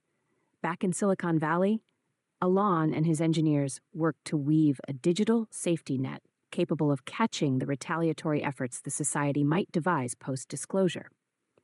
The eyes of the nation, and indeed the world, remained fixed on those unfolding events broadcast at such pivotal moments. With information on hand, Isabel launched her next exposé, crafted narratives reporting not only on the present ramifications, but on historical missteps facilitating these conspiracies long before they ripened. Each published piece acted like a beacon, illuminating the path of accountability where shadows had so long endured, promising to transform the media's machinations from avenues of manipulation to bearers of undeniable truth. As societal eyes scrutinized unveiled deceit, Isabel, Voss, Alon, and President Raines constituted a formidable bulwark against obscured power. Their interconnected determination forged a beacon of illumination fighting through media's haze, dawning clarity into a world they vowed to disarm and redefine by exposing the society, one reality at a time. Chapter 12. Chapter 12. In the dim glow of his Silicon Valley command center, Alon Wusk sat at the confluence of restless innovation and acute vigilance. The Society of the Iron Ledger had initiated a series of digital incursions with increasingly sophisticated methods, aiming to not only disrupt D.O.G.E's operations, but dismantle the very framework underpinning their initiatives. They were entering the front lines of a nebulous battlefield, cyberspace. The room hummed with the quiet whir of computers. An array of monitors bathed the confined space in an electric blue, casting shadows that danced in silent concert. Alon's fingers hovered above his keyboard, poised with the same anticipation of a maestro about to conduct an intricate overture. Gathered around him were his most trusted engineers and a special task group from D.O.G.E, including Amelia Zhang via secure video link. She was the cyber forensic expert who had traversed these digital shadowlands before, and her motions mirrored Alon's in intensity and purpose. Alon, the Society's recent incursions have involved shadow networks disguised as everyday data traffic. They seem to exploit machine learning models to remain undetected within fiscal operations, Amelia announced, her image flickering slightly across the encrypted feed. Alon examined a grid of digital hieroglyphics, the fractured contours of society-driven algorithms veiling true intentions within multi-layered encryption. This calls for a diversion, then recalibration, he mused aloud, eyes narrowing in an eclectic mix of annoyance and exhilaration. Time to engage in our own version of cyber warfare. With synchronized efficiency, they launched a counteroffensive, unleashing a phalanx of counter-algorithms. These design Trojans slowly unwound the Society's carefully spun disguise, revealing communication nodes hidden in plain sight amongst benign data strands. It was a process akin to peeling back layers of fog to reveal a cityscape hidden beneath, a city unplugged from systematic corruption.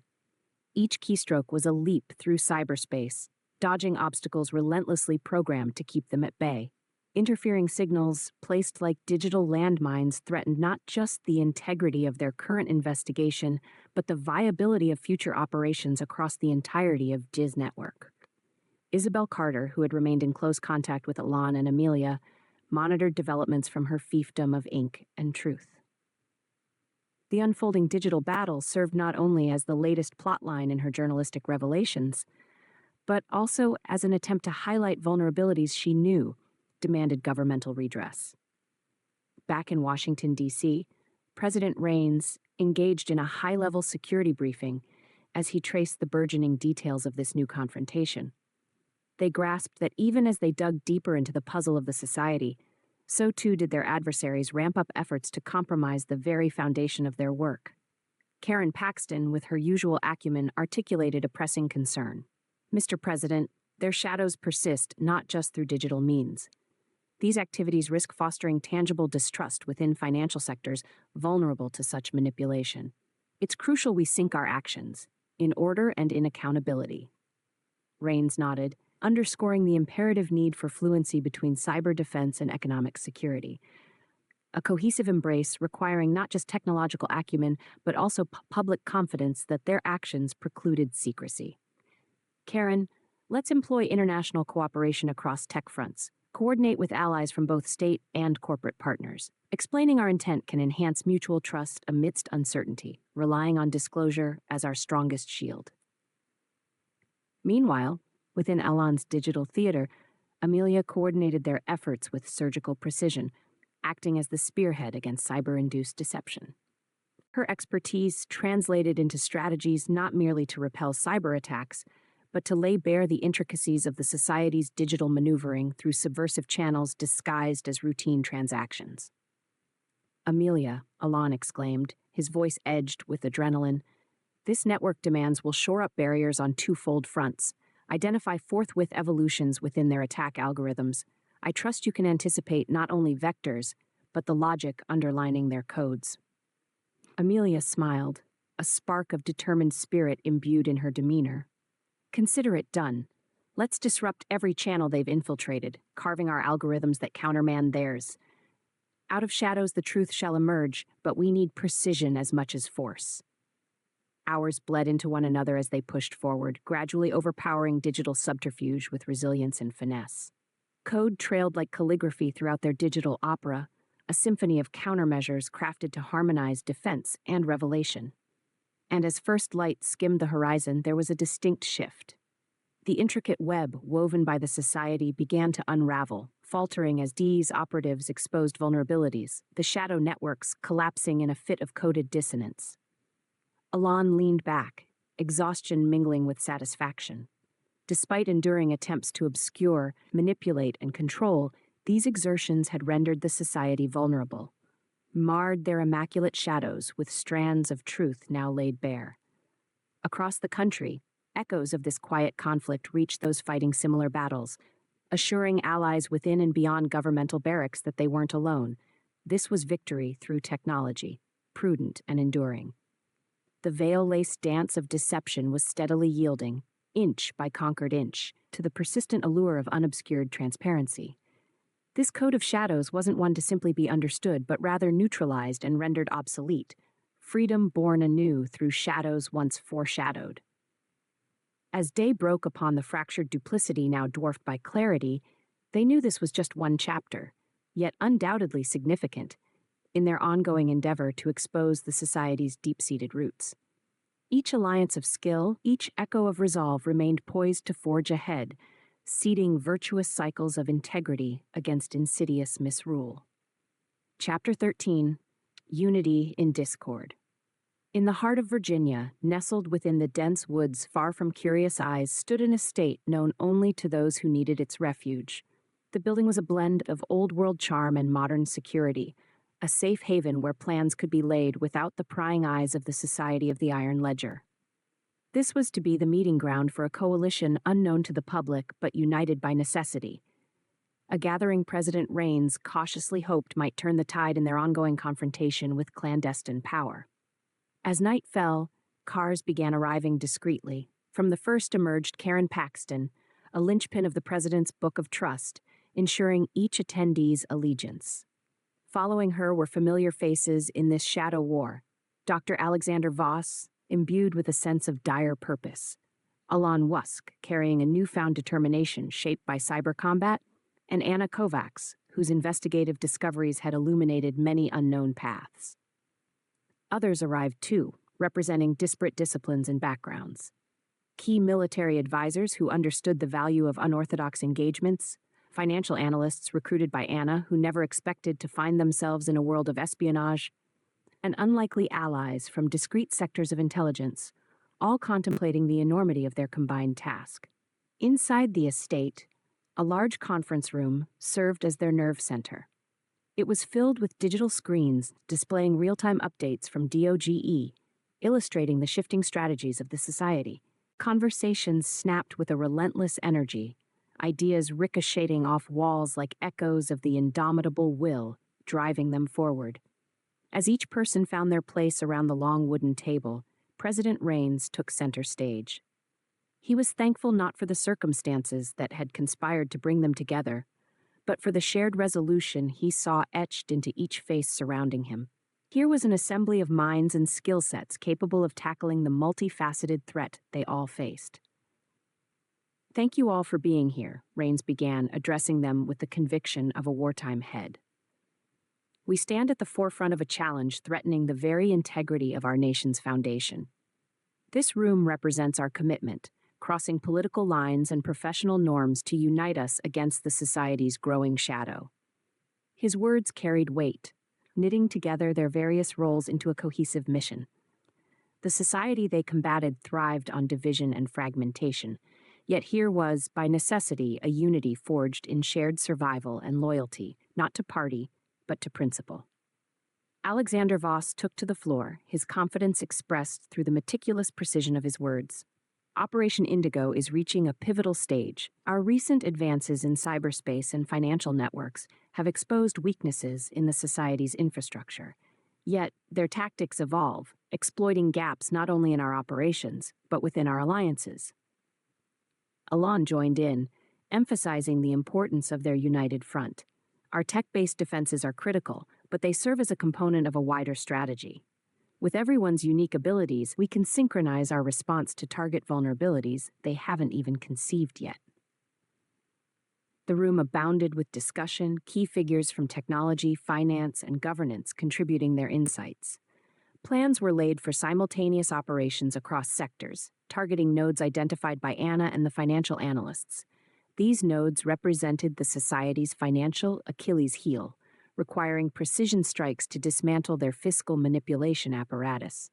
Meanwhile, in Washington, the public atmosphere began to simmer as Isabel Carter's latest articles took to air. Each revelation pulled back layers, mobilizing public sentiment to pressurize the political avenues hesitant to act. The lines between Isabel's work and the coalition's efforts grew ever more intertwined, highlighting a symbiotic partnership between disclosure and strategic offensive. Back at the estate, ongoing debates emphasized the necessity of discretion versus transparency, the need to strike without exposing vulnerabilities, a tightrope upon which the coalition's success rested.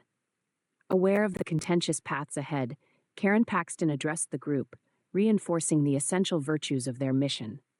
In this room lies the power to unravel an architecture of deceit. We are here not solely to disrupt, but to reconstruct a legacy of trust and governance. Each of us represents a facet to this commitment. The night stretched on amidst strategic discussions, interspersed with moments of quiet deliberation and collective resolve. Voss, guiding the D.O.G.E digital empire, shared breakthroughs that excited even the most conservative analysts. Alon's insights into parallel tech initiatives sparked innovative bridges enabling cross-domain communications with ironclad security.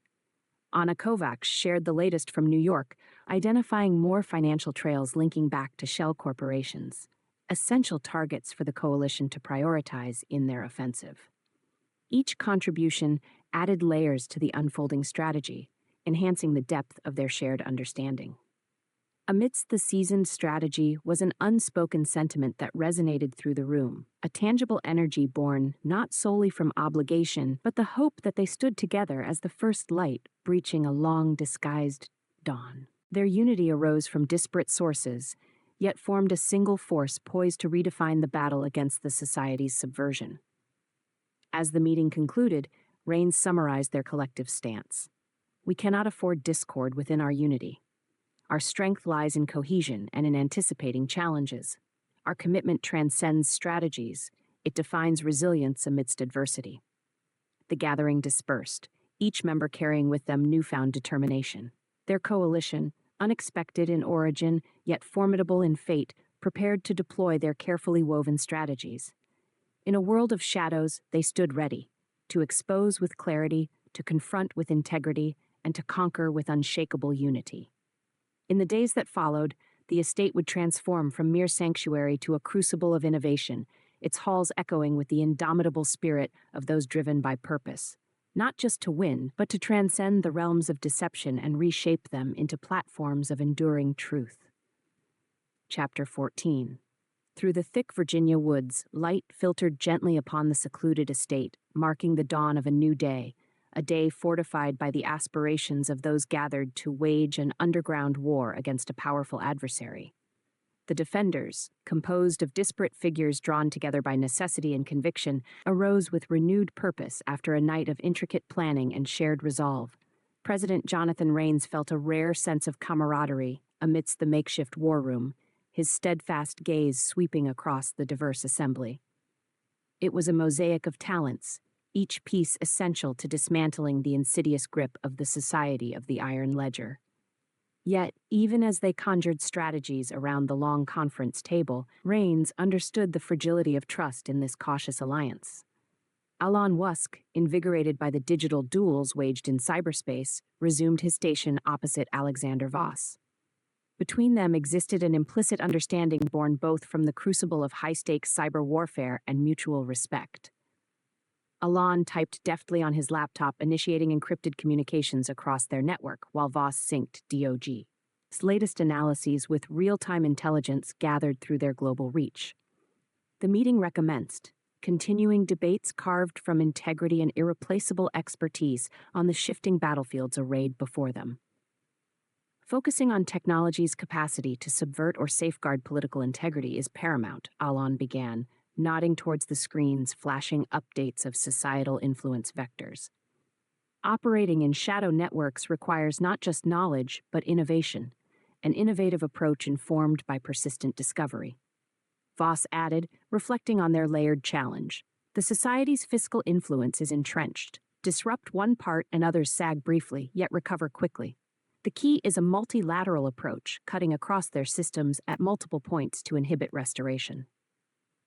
Anna Kovacs, whose meticulous dissection of high-frequency trading has been an edge for their operation, chimed in with urgency.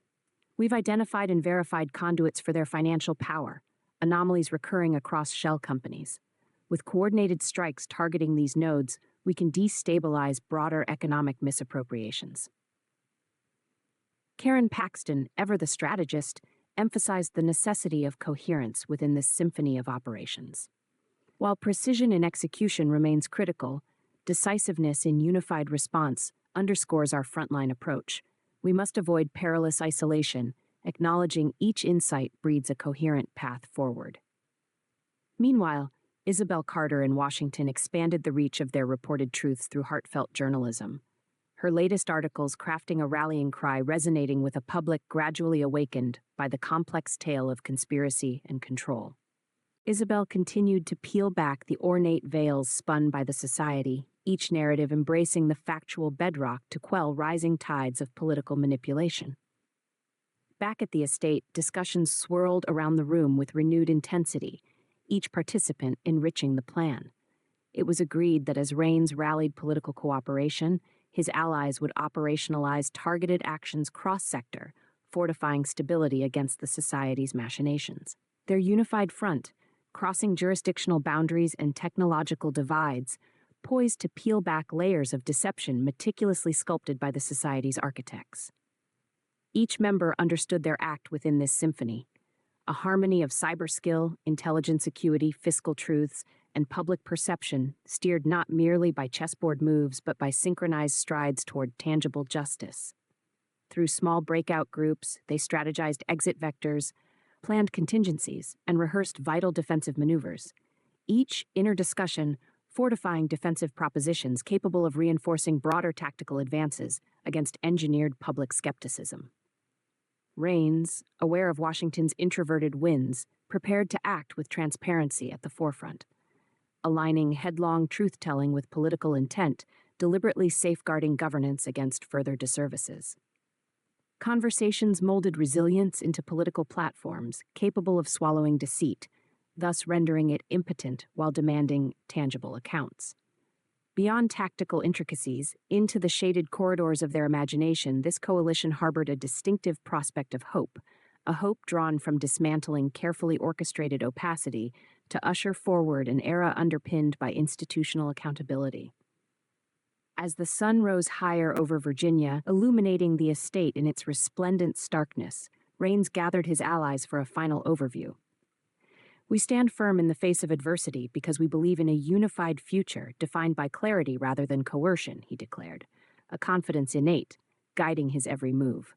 The coalition, a blend of elegance and grit, dispersed anew, ready to embrace their ideals beyond estates and analysis, aiming to disassemble the society's apparatus of influence, piece by impervious piece. A mere whisper aligned from the wind across the hall carried their collective tenacity, joining them as they set foot beyond hallowed ground, continuing the pursuit of truths unyielding and perpetually courageous. They moved, an ensemble embarked upon a resolute journey, reinforcing faith despite divided histories, underpinned by the inescapable knowledge that unity born through discord often held strongest against the tides threatening to consume, a symbol of transcendent hope preparing to redefine the balance of power tonight and with countless morrows to come. Chapter 15. Chapter 15, The Price of Betrayal. As sunlight poured onto the steps of the imposing mansion deep within Virginia's wooded tranquility, a sense of foreboding settled among those gathered inside. The previous night's unity among diverse allies had rung with the promise of shared resolve, yet beneath the surface, tension simmered. Not all alliances were as fortified as they appeared. President Jonathan Rains, still energized from the strategic session, entered the conference room, prepared to outline the day's operations. Conversations paused as he took to the head of the table, offering a reassuring nod to familiar faces who turned eager eyes toward him for guidance. But a new alert had cast an unexpected shadow over their morning, sparking uncertainty about unseen loyalties within their midst. Alon Wusk sat beside Dr. Alexander Voss, already immersed in a digital symphony of data flowing from D.O.G.E systems. Voss noticed Alon's customary confidence, tinged with an air of distraction, his gaze unusually unsettled as though silently deciphering a riddle yet to be fully revealed. Anna Kovacs, whose recent insights had been instrumental, sensed the shift too. Her sharp intuition, honed from years of sifting truths from market mirages, whispered that something had gone awry within their ranks, yet she couldn't pinpoint its exact origin. Karen Paxton, the bedrock of trusts aligned behind Rains, discreetly addressed the president after perusing a secure message delivered moments ago. "We've been compromised, sir.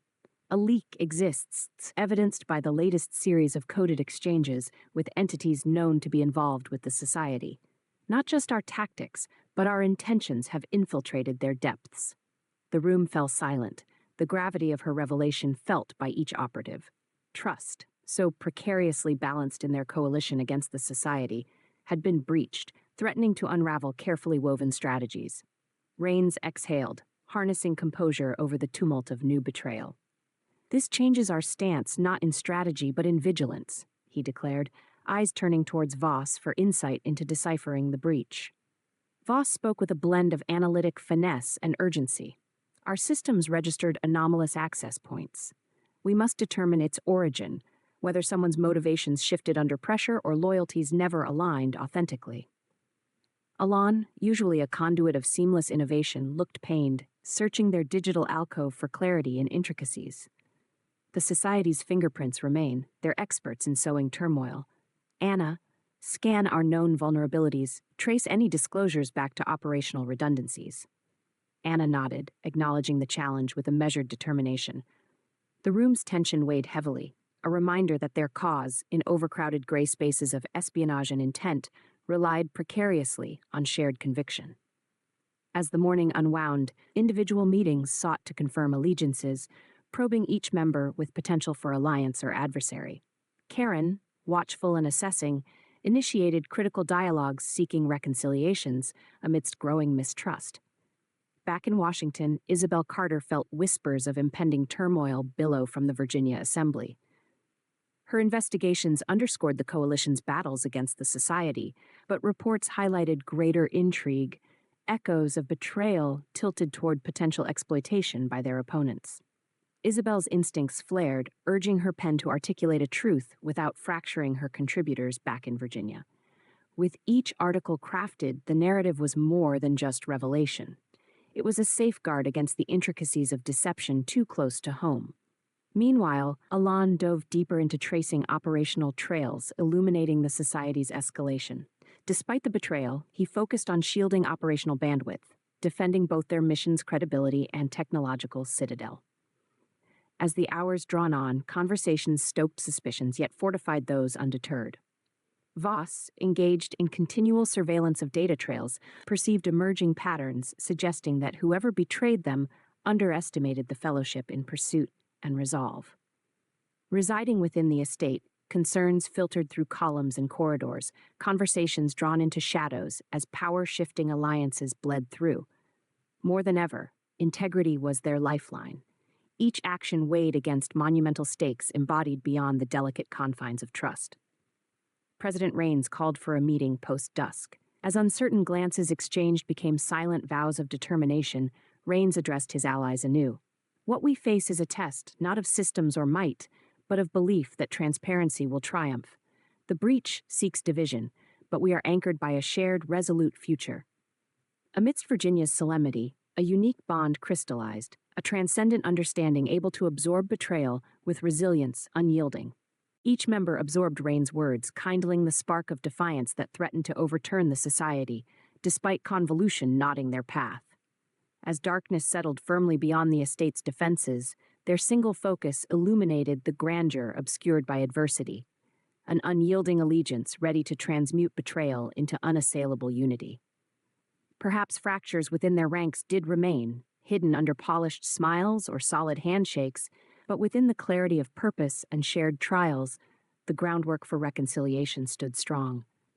Their shared journey expanded, from defeating networks shrouded in shadows into nurturing reliability, catalyzed through courage, and through doubt embraced as shared fortitude against whatever storms awaited Providence.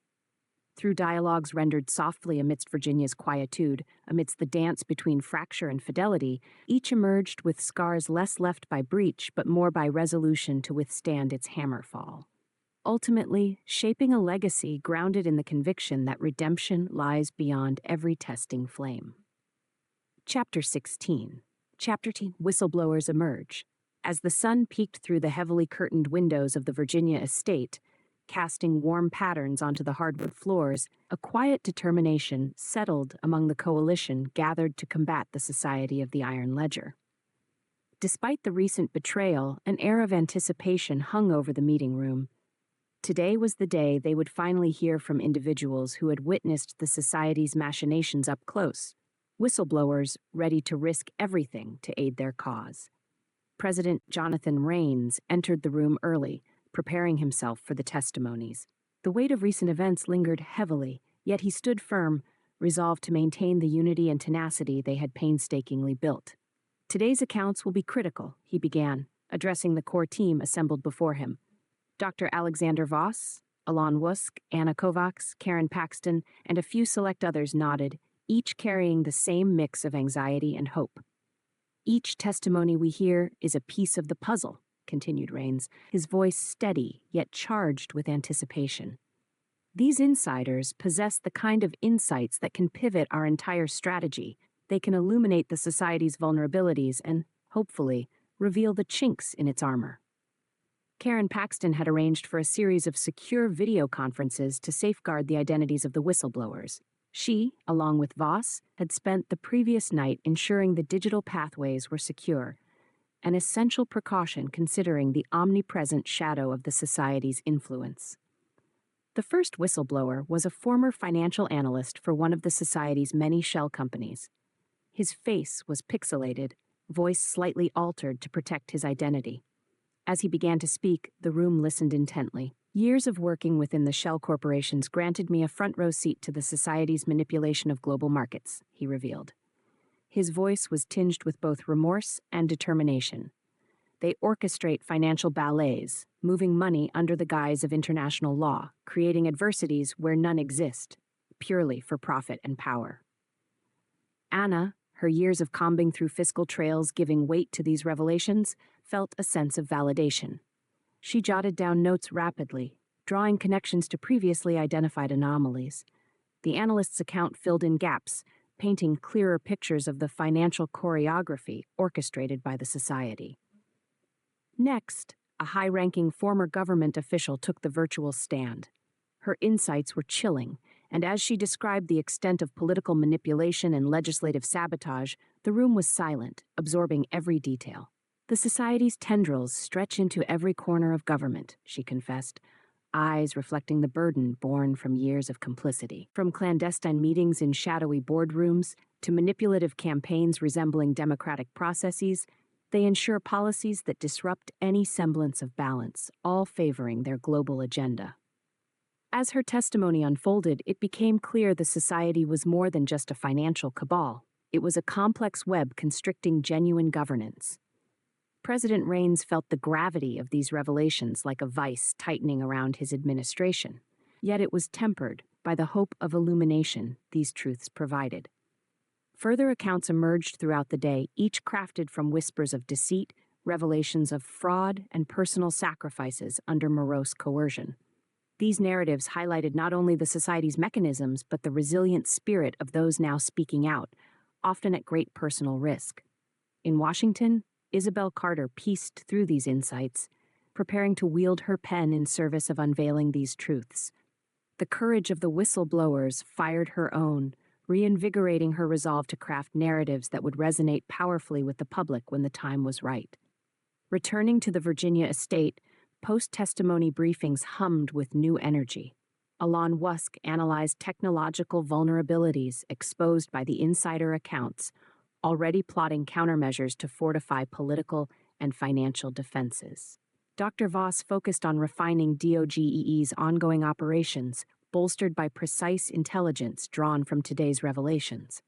Karen Paxton, the unyielding liaison holding them together, coordinated follow-ups with each whistleblower, ensuring their continued protection while rooting out any potential remnants of betrayal within their ranks. As night fell, an undeniable sense of unity pervaded the room. The whistleblowers' courage had reignited the coalition's shared purpose, providing critical matches to illuminate the darkness shrouding the society's true extent. President Raines addressed the assembly one last time, his voice steady and resolute. Today, we've encountered bravery in its truest form. These men and women have lit our way forward, granting us the edges we need to cut through the society's iron grip. We must honor their courage by ensuring they remain the silent victors in this war, a testament to resilience within the shadows. The day's revelations reinforced the path ahead and compressed any latent doubts. Under his guidance, each member of the coalition carried with them the promise of illumination, armed not just with testimony, but with the conviction born from united resolve. Through whisper, word, and courage, carved from critical truth-telling, the society's veil began to fray. The seeds of empowerment grew, expanding beyond lightless corridors, promising justice emergent from tales once silenced, all waiting to be woven into the tapestry of transparency.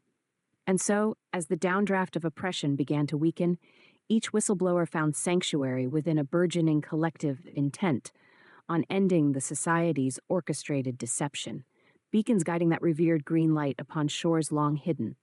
Chapter 17. A tactical withdrawal. As dawn broke over the rolling Virginia hills, coloring the sky with hues of pink and gold, the coalition gathered once more within the secluded estate. Despite the decisive strength drawn from the whistleblower testimonies, there was an unspoken understanding that the battle against the Society of the Iron Ledger was intensifying on multiple fronts. Karen Paxton stood before the assembled group, her expression resolute and discerning. We've achieved significant breakthroughs, but the Society's recent counterattacks have shown us their unyielding tenacity, she began, her voice clear in the charged atmosphere. In light of this, it's time we consider a temporary tactical withdrawal, an opportunity to regroup and fortify our strategy. President Jonathan Raines, sitting at the head of the table, nodded in agreement. His leadership had always embraced calculated risks, understanding that an occasional step back was necessary for a stronger leap forward. The rising pressures from both external threats and internal challenges necessitated this temporary retreat to consolidate their gains and safeguard the integrity of their operations. Alon Wusk sat forward, his focus intense yet pragmatic. We've enacted a series of countermeasures to protect our digital infrastructure, but the Society is becoming more aggressive in their incursions.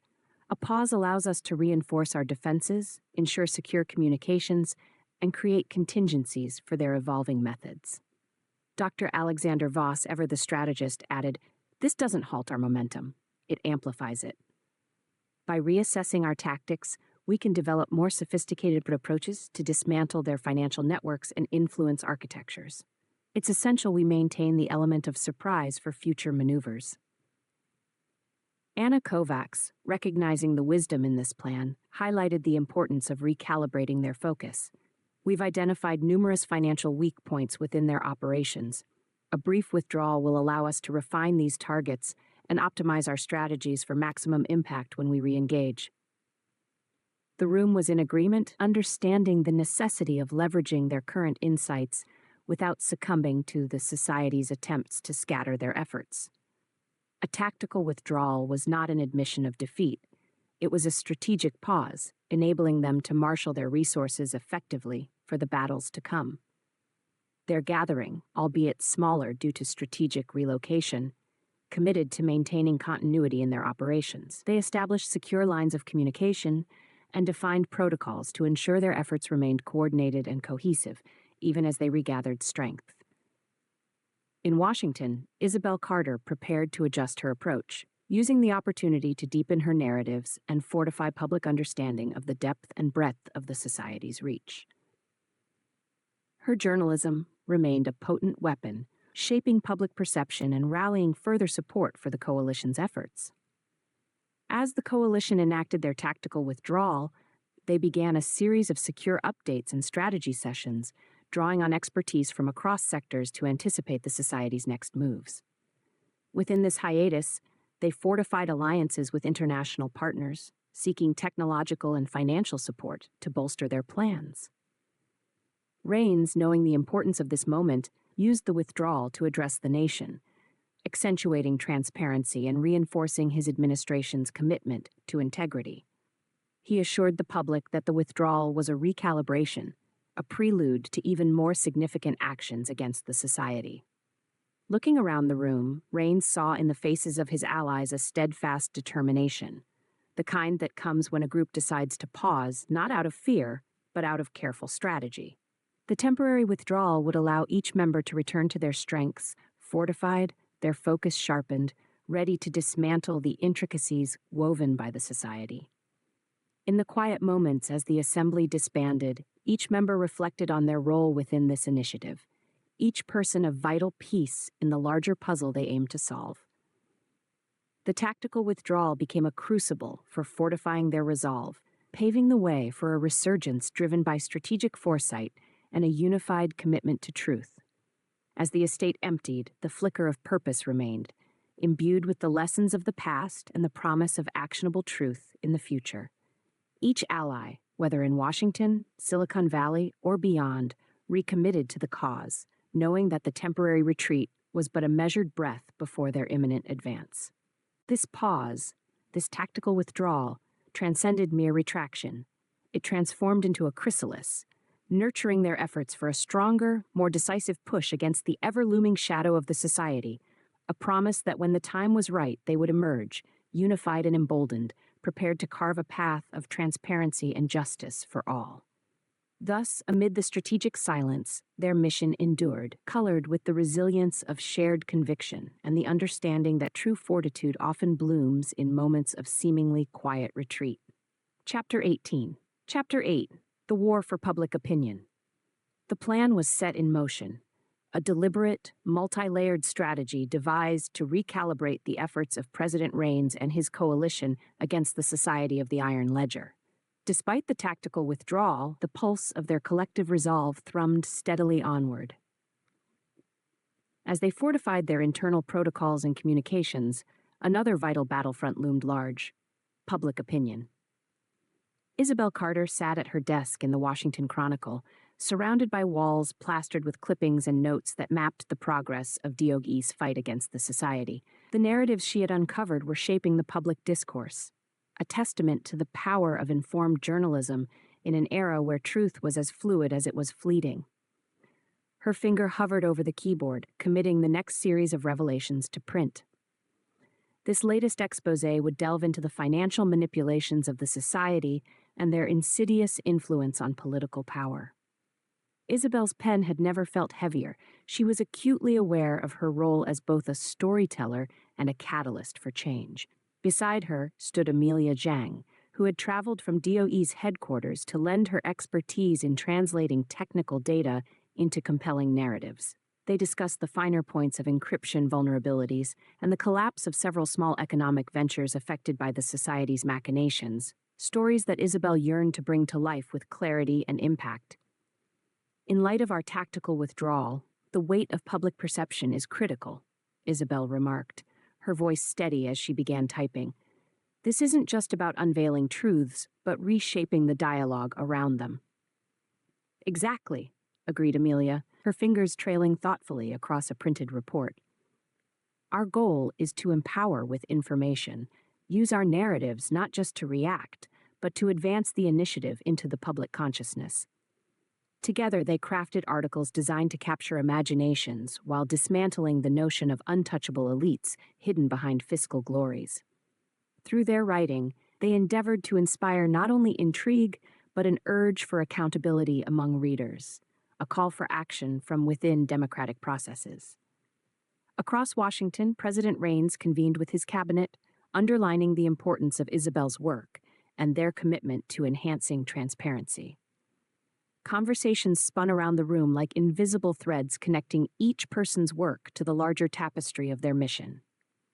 Controlling our narrative is critical, Raines stated, facing his trusted advisors, including Karen Paxton, who played a central role in strategic communications. The Society will attempt to discredit our actions through multitude channels. We must be prepared to counteract their efforts swiftly with hard facts and unified messaging.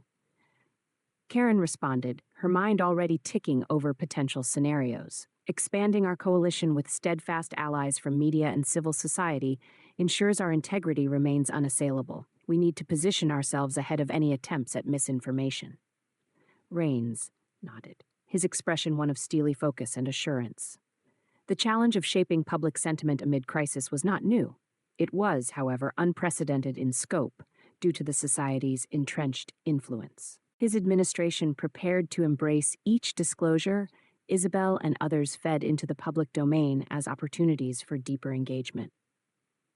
Back at the estate, Voss and Alon assisted in deciphering new data streams and updating D.O.G.E's analytics to preemptively catch and analyze media responses. They constructed algorithms to assess the reach and impact of every article Isabel published, helping forge paths for constructive civic discourse and minimizing negative fallout. Anna Kovacs watched as public markets shifted with each new article, noting patterns and reactions with sharp acuity. Her role was to ensure that financial turbulence sparked by revelations did not undermine broader economic structures. A task as vital as the narrative battle, creating a two-tiered defense bridged by public resilience and market stability.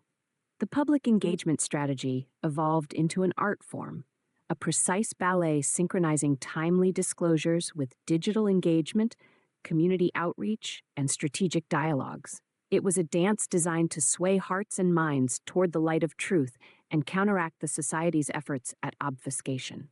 Underpinning efforts was a network of sympathetic media partners and field experts ready to amplify the coalition's messages. As Isabel's revelations reached further and deeper into the public zeitgeist, the pulse of shared determination echoed outside the halls of power, resonating throughout society. The war for public opinion was not fought in isolation, but as a collective endeavor, with every participant committed to safeguarding democracy through clarity, resilience, and transparency. Even as obstacles arose, the Society's own media manipulation strategies, political distractions, and economic fallout, the multifaceted approach continued to yield gains. Meanwhile, the Society of the Iron Ledger, unnerved by these calculated offensives, found themselves grappling to maintain control amidst fracturing facades. Their attempts to regain influence were continually thwarted by the unyielding conviction of those determined to expose them. In the quiet before the storm of each new publication, Isabel stood at the epicenter of a charged movement that she knew was larger than journalism. Her mission imbued with a sense of collective spirit, she sensed the growing wave that would eventually break the Society's hold and restore a semblance of integrity.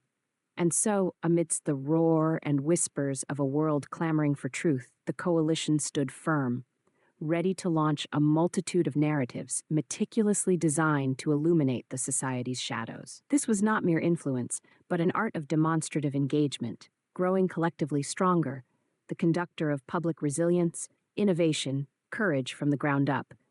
Every word, every revelation was another note in a symphony, promising an inevitable crescendo, a harmonious chorus assembling across a now wider landscape bound forever under a shared banner that spoke of truth over suppression. The coalition marched on, steadfast, toward a moment where truth, honed in the crucible of journalistic integrity, could shine unencumbered, casting a future regardless of peril's shadows, one spelled transparently, inclusively, and undeniably for all. Chapter 19. Chapter 19, Sanctuary Breached. The tranquil facade of the Virginia estate where the coalition had gathered belied a nervous undercurrent that had only grown stronger since their tactical withdrawal. Despite the sheen of calm, a series of late-night alerts and encrypted signals had prompted renewed urgency among President Rains and his trusted allies. Alon Wusk, determined to fortify their digital defenses against the Society of the Iron Ledger's retaliatory strikes, had not left the server room since the initial signs of breach had been detected. His fingers moved swiftly over keyboards, conjuring code to counter the invisible intruders threatening to fracture the sanctuary's defenses. The air carried the hum of determination mixed with the anxiety of potential exposure. Alon's eyes flickered with resolve, intensified by the rhythmic pulsations of data traversing his monitors. "We've tracked an influx of unauthorized access attempts targeting our communications and data archives," Alon reported, addressing the immediate assembly. The words resonated across the room, prompting everyone, from President Rains to the tireless Dr. Voss, into heightened focus.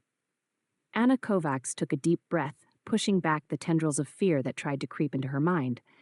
This breach was a reminder that the Society, even while beleaguered by Isabel's revelations and the Coalition's strategies, remained a formidable adversary. She strengthened her resolve, knowing her analytical skills would be critical in navigating their emerging crisis. Karen Paxton, ever the navigator of complex challenges, coordinated efforts to safeguard their operational integrity. "We must isolate affected nodes and divert our critical data pathways to secure lines immediately," she instructed, ensuring all efforts were synchronized to intercept the encroaching threat. Alon and Amelia Zhang worked in tandem, summoning every technological resource within their arsenal to rebuff the encroachment. A clever amalgamation of new algorithms and fortified pathways aimed to trap the Society's digital trespassers within a labyrinth of their own making, a digital echo chamber where their presence could be analyzed and counteracted. Accessing breach data now, Amelia relayed, eyes fixed intently on her own plethora of screens. Origin points appear diversely spoofed, layered proxies serving as misdirection. They intend precisely what we saw previously, chaos beneath guise. Every pattern is another cipher guarding their core operations. Alon nodded, focused on dismantling the encroaching intrusion. "We're witnessing adaptive coding, evolving quicker than expected," he acknowledged, typing faster now, creating a computer symphony aimed at protecting their fortress knowledge. The atmosphere in the estate crackled with tension. President Rains moved deftly between strategic consultations, his focus unwavering. He realized the sanctuary they had counted on now embodied the very complexity against deception and subterfuge they faced externally. "Coordinate with regional command for immediate backup deployment if necessary," Rains instructed Karen, ensuring contingencies were built not only for communications, but for the estate's physical defenses. Meanwhile, back in Washington, Isabel Carter remained ceaselessly committed to her journalistic mission. The unfolding crisis demanded that her next article not only capture the threat of digital warfare, but serve as a beacon of resilience amongst a disheartened and tenuous public. As sunlight waned into dusk, an eerie hush permeated the sanctuary where technological exchanges refused to relent. Each click, each recalibration was orchestrated to immobilize the Society's efforts to strike back with deadly accuracy. Anna met with Alon after brief ventures in fiscal contexts, intent on lifting the veil haunting their present defenses. "We need more than counterattacks. Our aim must now consider forcing transparency upon their elusive networks, financial exposure safeguarding future sanctuaries," she proposed. Alon understood her urgency, overlaying protective tactics onto their shared digital canvas. Promising to unearth each masked adversarial infusion, theirs became a coordinated attempt not merely of defense, but of mutual foresight, seizing shared insight. Amidst their electric cooperation, the breach slowly started to falter, now requiring every ounce of tactical innovation the team possessed. It was a battle fought in speed and creativity, defending not merely bits of data, but the very integrity under which their mission lay rooted. Just as exhausted sighs began to interlace with the lull of midnight beyond encroaching shadows, Alon delivered. "Code containment finalizing. We're reinforcing systems against any echo of this attempt. Breach has been mitigated, yet its memory remains a precursor to amplified vigilance." The sanctity of their operations, although challenged, had endured once again. Within moments of digitally won respite emerged collective fortitude that knew the struggle against the society would remain unyielding, but matched, invention bred within trust etched by trial. As the coalition reconvened, Rains spoke declaratively, absorbing the weight of their triumph with tempered resolve. This breach tested our place, but did not irreparably alter course. Fortifying resilience remains. Team, this moment defines both trust and conviction.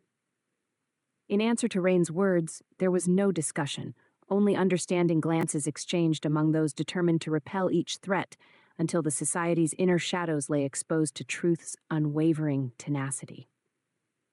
While the estate settled once more into unwelcome night, the promise of dawn gradually approached. The coalition remarked upon the day.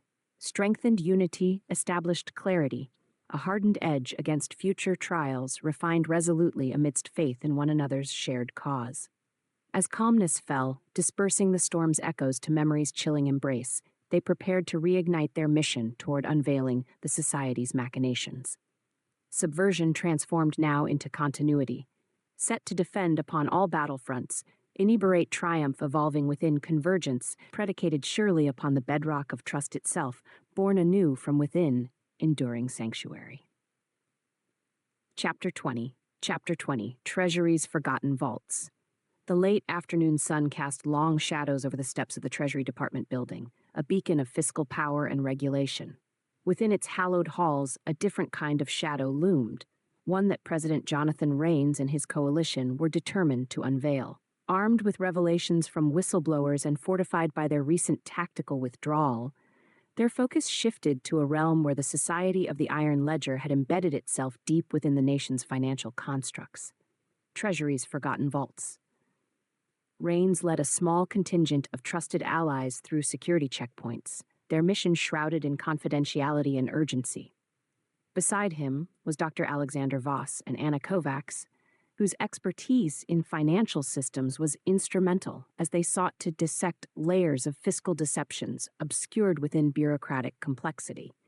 Alon Wusk had provided them with the latest encryption tools, enabling them to access the deepest archives without detection.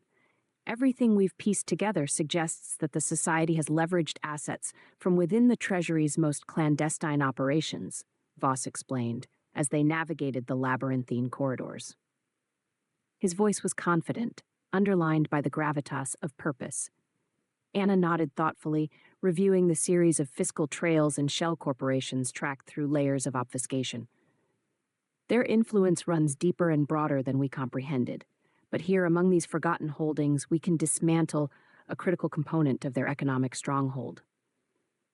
The team reached a fortified archive chamber, protected by an array of digital security protocols layered over decades.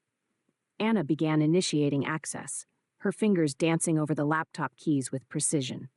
With her experience, she deciphered age-old bureaucratic passwords and bypassed obsolete authentication measures, revealing documents preserved in digital shadows. "Welcome to the belly of the beast," she muttered under her breath, as the first records illuminated their screens, casting flickers of light that seemed to breathe life into secrets long dormant.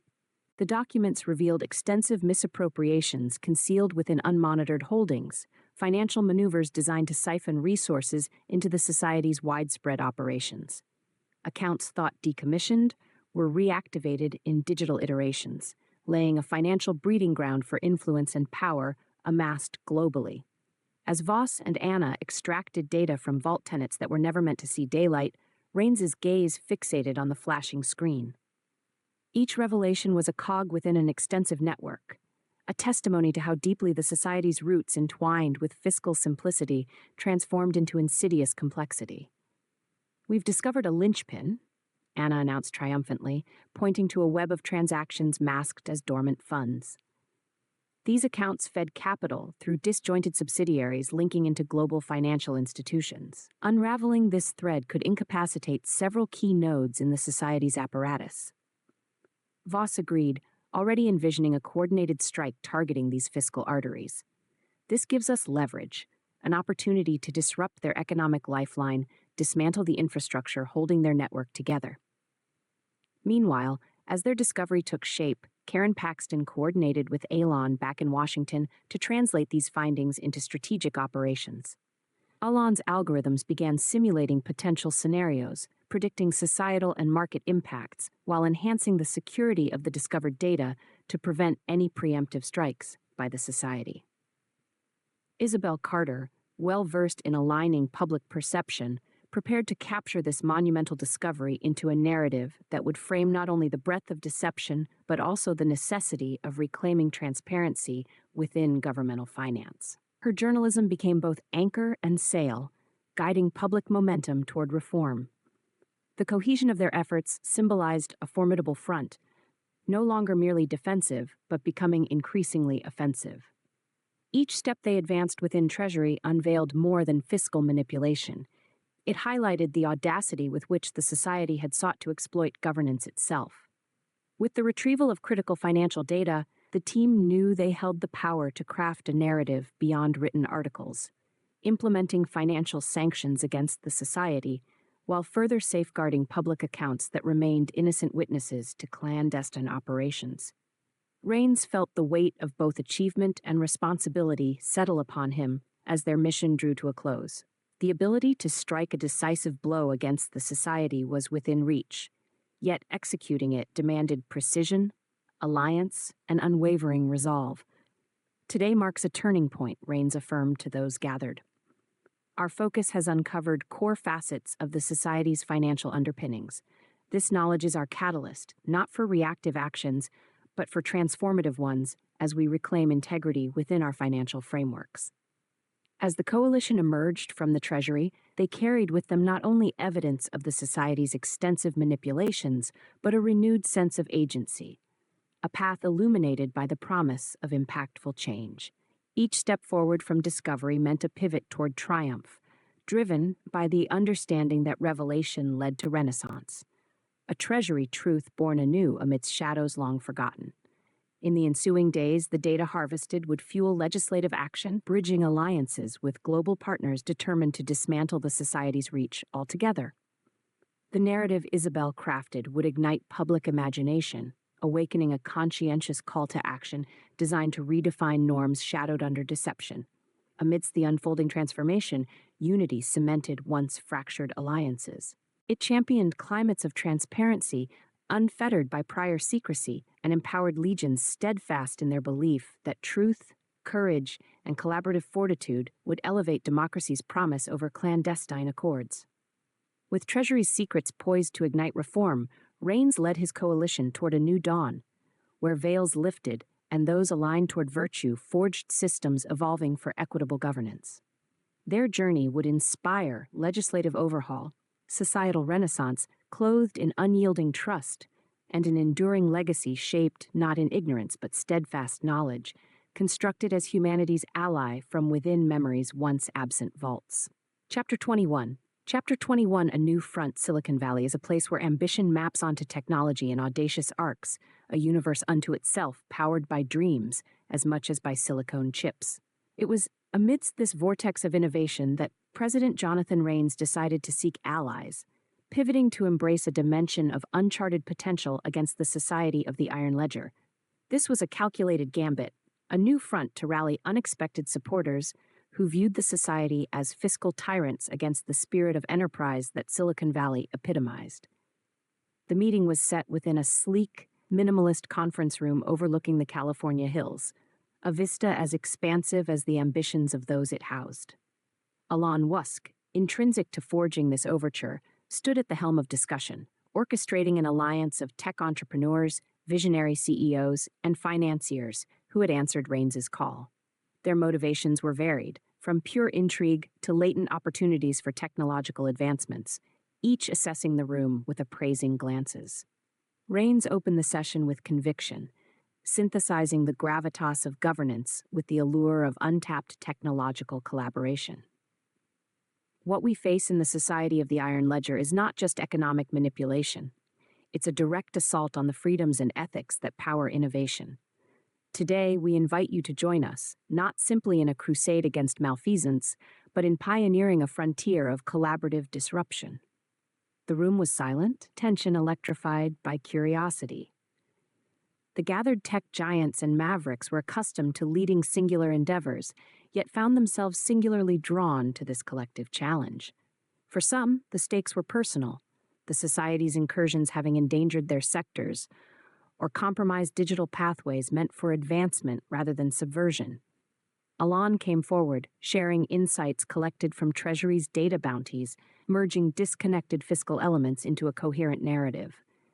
His expertise struck a chord with the technocrats accustomed to algorithmic elegance and fiscal clarity, highlighting the society's weaknesses through a lens they valued most: empirical insight. Anna Kovacs presented financial models showing predicted impacts on global markets should their alliance succeed. This isn't just about disruption, she emphasized, her voice resonant with strategic clarity. It's about restoring equilibrium, a chance to reclaim momentum from entities threatening the vitality of our interconnected economies. One of those present, David Klein, a leading figure in green tech initiatives, nodded thoughtfully before voicing a question weighing on many minds. How can our respective assets advance this endeavor without turning into open warfare against a shadowed agency with far deeper reach? Collaboration over conflict, Alon assured. Each of your platforms offers unique advantages. We unite tech innovation and fiscal capacity, reflect fiscal transparency, and amplify civic awareness, implementing broader systemic safeguards against manipulation. Rains identified the reticent hope amongst these leaders, driven by an intrinsic belief that technology could redefine paradigms, seize empowerment against entrenched tyranny. Within this room, vested interest merged with visionary zeal. Meanwhile, Amelia Jang connected remotely, bringing significant heft to the technological armamentarium they were formulating. Her forensic acumen identified lucid transparency channels where technology could preemptively halt the society's digital encroachments before damage rippled through sectors reliant upon trust. As ideas flowed faster than the tech-enhanced espresso fueling their deliberations, a plan began coalescing, catalyzed by shared goals and unbroken determination. Rains could see that beyond the potential, there emerged a broader tapestry, sewing together governance, technology, finance, and civic responsibility, an alliance that rendered alliances reshaped and emboldened. The convergence of these sectors formed a formidable consortium, signaling the creation of a new pillar within their counteroffensive. It expanded D.O.G.E's arsenal beyond traditional realms, of transcending temporal and spatial boundaries, built anew upon trust infused by common purpose. Back in Washington, Isabel Carter liaised with Karen Paxton, poised to translate this burgeoning alliance into narratives that underscored not just political alignment, but an ethical recompense. Each article penned amplified their message, a manifest lane where creativity could topple constraining oppression. Returning to California's heart, Alon sensed the synergy found in these exchanges, recounting innumerable lesser rebellions powered by technology and truth, a spirit rekindled loudly amidst innovation's daring haven. As night fell outside the conference room windows, blanketing the hills in visionary expanses, it marked the dawn of a shifted sphere of influence. This new alliance, consisting of disciplines that once spoke separate languages yet found symbiosis, prepared to upend an enemy whose reach extended but no longer reigned unchecked. Thus this new alliance, born in the crucible of urgency and solidified through shared ambition, promised the power to turn defensive fronts into creative landscapes. United, they embodied a constellation resilient to external assault, a luminosity grounded by diversity, yet aligned by common purpose, to redescribe norms long held stagnant, now poised upon unhindered possibility. The new front, technocratic and transcendent, a collective expression seizing aspiration from the covert into the tangible, poised itself headlong to shoulder truth's guiding mantle, destined to carve its name across the annals of history, unrestrained. Chapter 22. Political strife. The corridors of the White House were alive with an undercurrent of anxiety and determination that matched the rising tension across the nation. President Jonathan Rains found himself amid adversities both external and internal. The Society of the Iron Ledger relentless in their attempts to destabilize his administration by exploiting the political strife that had begun to simmer under the surface. The president's Oval Office was a chamber of focused calm as he prepared for a series of high-level meetings with his inner circle. At this juncture, political maneuvers held the key to maintaining both morale and direction amid society's spreading influence.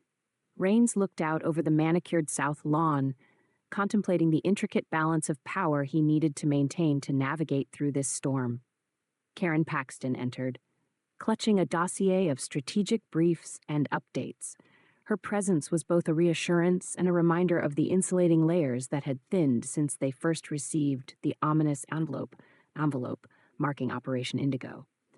Mr. President, the Society has intensified their political operation through lobbying groups and digital campaigns aimed at polarizing key legislative members, Karen reported, laying the dossier on the desk. Her voice carried the urgency of a commander marshaling troops before battle.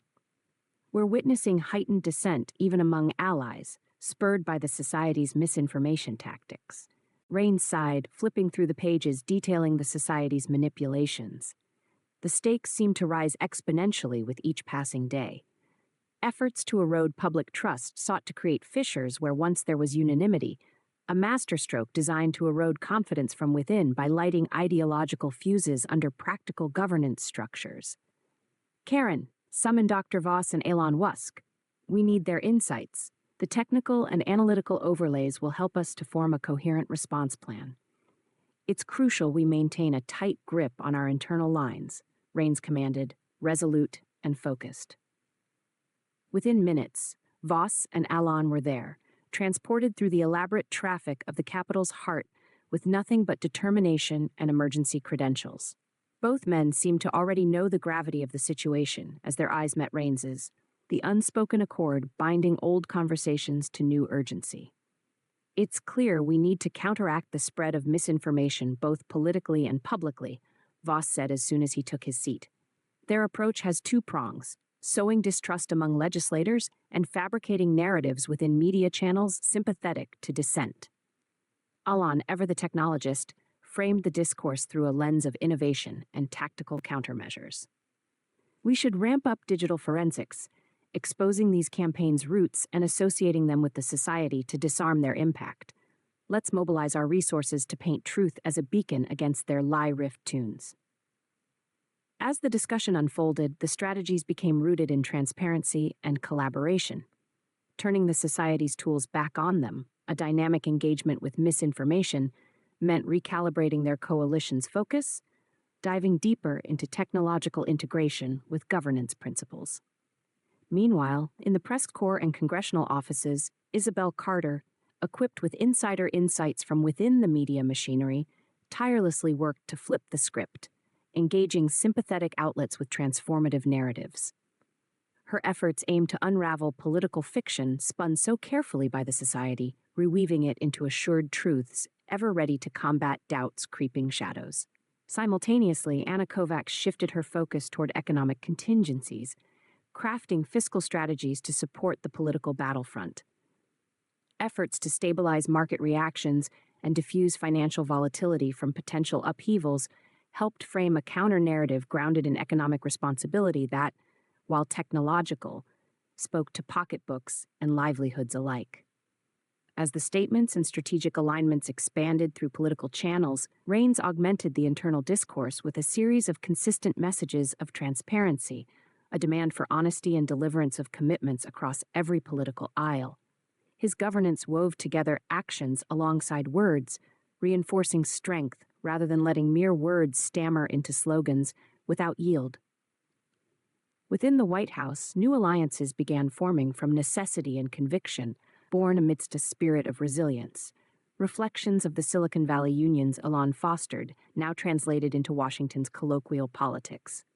Influences initially disparate became finely woven fibers of change, redirecting former dissonance towards collective progress under looming shadows. In the halls where decisions never cease, Rains steered his administration with weathered patience in the face of thickening societal pressures. Political companions joined him, drawing on shared beliefs honed during daylight skirmishes and moonlit strategies. Together, they stood resolute, a bastion against shadows deepening. Amidst a crush of sundry debates, addresses crafted and delivered, Their challenge remained bringing forth change, rippling not from force but rather by understanding, working truths into dialogue and application, substituting discord for lasting change. As evening descended upon the White House and vast landscapes of dialogue unfurled beneath the starry canopy, Rains felt the quiet resolve alongside the fierce determination surging in unison with commands given, rumors dispelled, and alliances forged against the specter of unwarranted deceit. The emboldened initiative, a faction underscored by the same digital might now allying with political decisiveness, geared toward dismantling tactical opposition, patterned not on polarity but progress, surmounted and joined on integrity's mantle. They understood that while the society's whispers might echo a convincing tune, their harmonic truth, once captured into melody, would reverberate with pure intention for times to come. Thus, charged with conviction and committed beyond mere strategy and rhetoric, the coalition adjusted, engaged, and pursued cohesion as a declaration writ large against deceit restful no longer tolerated, a testimony of resilience, forging dawn from within shadows. Chapter 23. Chapter 23, Indirect Fires.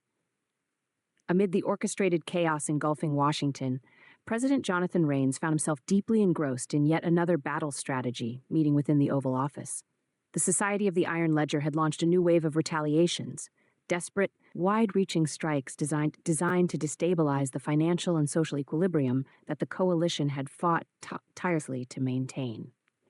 Each crisis, economically or socially engineered, was a diversion meant to dismantle the hard-won unity that held Rains' administration and its allies together. The president surveyed the room where key figures of his coalition sat ready to dissect the latest intelligence. Among them were Dr. Alexander Voss, bathed in screens displaying fractals of fiscal data, Anna Kovacs, her gaze analytical as she processed real-time market disruptions, and Karen Paxton, whose composure remained unshaken even amidst escalating adversity.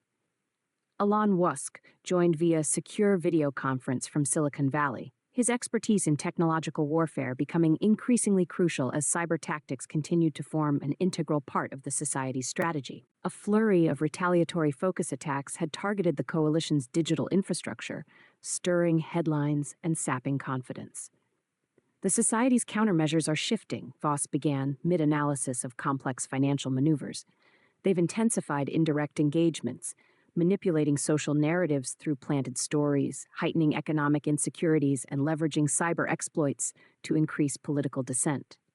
Karen nodded, assessing the spectrum of threats arrayed against them. The pattern indicates a pivot to indirect confrontation, amplifying fear and skepticism as weapons. Our response must be multifaceted, blurring traditional lines between offense and defense. Anna, armed with financial models and historical data, highlighted key areas of concern. We're observing destabilizing moves across several international markets, triggered by strategic misinformation that heightens economic volatility. It's crucial we act swiftly to stabilize these domains and prevent a cascade effect. President Rains absorbed their insights, formulating a strategy that required deft handling.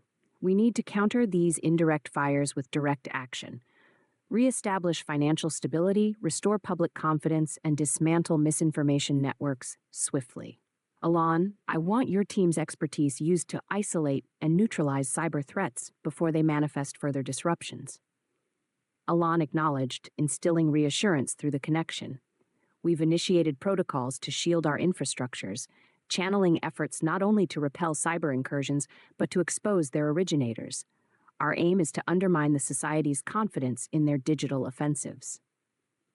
Elsewhere in Washington, journalist Isabel Carter sensed the mounting tension even before it permeated public consciousness. She sat at her Chronicle desk, thoughts attuned to the unfolding strife.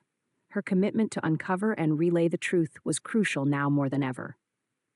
Isabel penned articles meticulously, each word a countermeasure against the society's puppetry. She delved into the ripple effects of manufactured crises, illuminating narratives based on verified facts to counter the society's misinformation schemes. Her role served to rebuild trust, a beacon of integrity within a tempest of confusion and doubt. Simultaneously, back in the Oval Office, President Raines convened a teleconference with supportive legislative partners, rallying bipartisan support to reinforce economic and social infrastructures intent on defeating the society's transplanted crises. It was a call to shore up defenses and reaffirm commitments to transparency. The strength of this coalition sprang from resilience and adaptability. From strategic financial protections, public safeties, and counter-disinformation campaigns, each faction faced the society's multifaceted threat with an arsenal of interlinked initiatives. Voss and Anna leveraged real-time market data to preempt and avert disastrous economic fallout. Alon's team prioritized network fortifications to reclaim cyberspheres from shadows. Karen expertly orchestrated government and industry collaborations, refining interventions to combat misinformation and reclaim public assurance with fact-driven transparency. The indirect fires set ablaze by the society required more than mere extinguishing. They demanded a calculated reimagining of those engagements that curtailed fear before it fused to truth. This strategic counteroffensive sought not only to repel, but to reshape dialogue, and thereby assert authority granted by virtue rather than elusive whispers. As plans crystallized into action within the halls of power, Isabel's narrative archaeology progressed. Through her, the coalition's endeavors became visible, forming the heart of a coordinated information war, critical to dissolving the society's fabricated dominance. Even as midnight approached, each participant accepted their role within this symphonic endeavor. The stage was set for an unyielding stand against artifice, struck not by overwhelming force but by precision-spun stories and truths rendered immutable. In that twilight, eyes watched fatigued yet resolved, knowing their work defied gravity's pulls by leaping into moments where futures untangled from fear-born conflict. Indirect fires burned, but they ignited not despair but solidarity, and from this turbulence emerged a beacon honoring courage, the truth powerful enough to illuminate a path wider than shadows thought possible. Thus, as midnight draped its mantle across the city, Washington, and the coalition's resolve, prepared to greet a new dawn imbued not only by insistent defense but by transformative ambition honed through their indelible bond, an ever-present march toward progress, hand in hand with transparent grace. Chapter 24, Full Disclosure. In the pre-dawn silence of Washington, a palpable anticipation hung over the city. As darkness waned, giving way to the first light of morning, the atmosphere crackled with the promise of revelation. Isabel Carter, at her desk in the Washington Chronicle, was about to launch a series of disclosures that would send ripples through the political and social fabric of the nation. Her articles were poised to bring to light the carefully woven truths unearthed by the coalition's tireless efforts against the Society of the Iron Ledger. Isabel had spent the night crafting her pieces, each sentence honed to cut through the noise of manufactured narratives propagated by the society. As the sun rose, she knew the next few hours would be pivotal in reshaping public perception. Her work was not just journalism, but a clarion call for transparency, a beacon meant to unite rather than divide. Beside her, Amelia Zhang provided critical insights, ensuring the technical intricacies of D.O.G.E's findings were translated into digestible, hard-hitting narratives. Their collaboration had borne fruit, with Isabel's articles ready to be broadcasted across the nation's most influential platforms.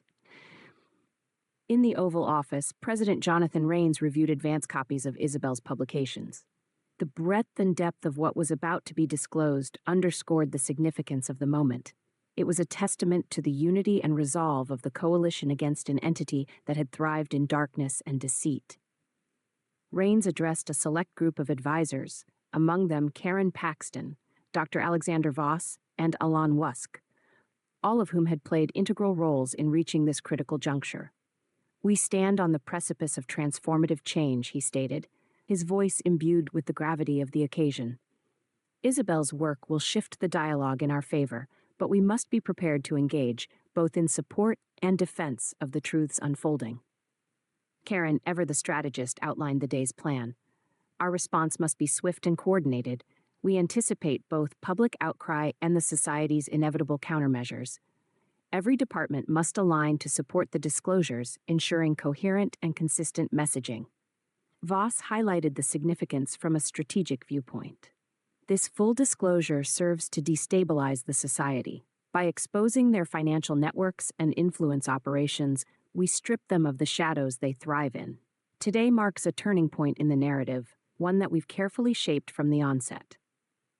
Alon, linking in from Silicon Valley, reaffirmed their digital strategies. Our infrastructure is fortified.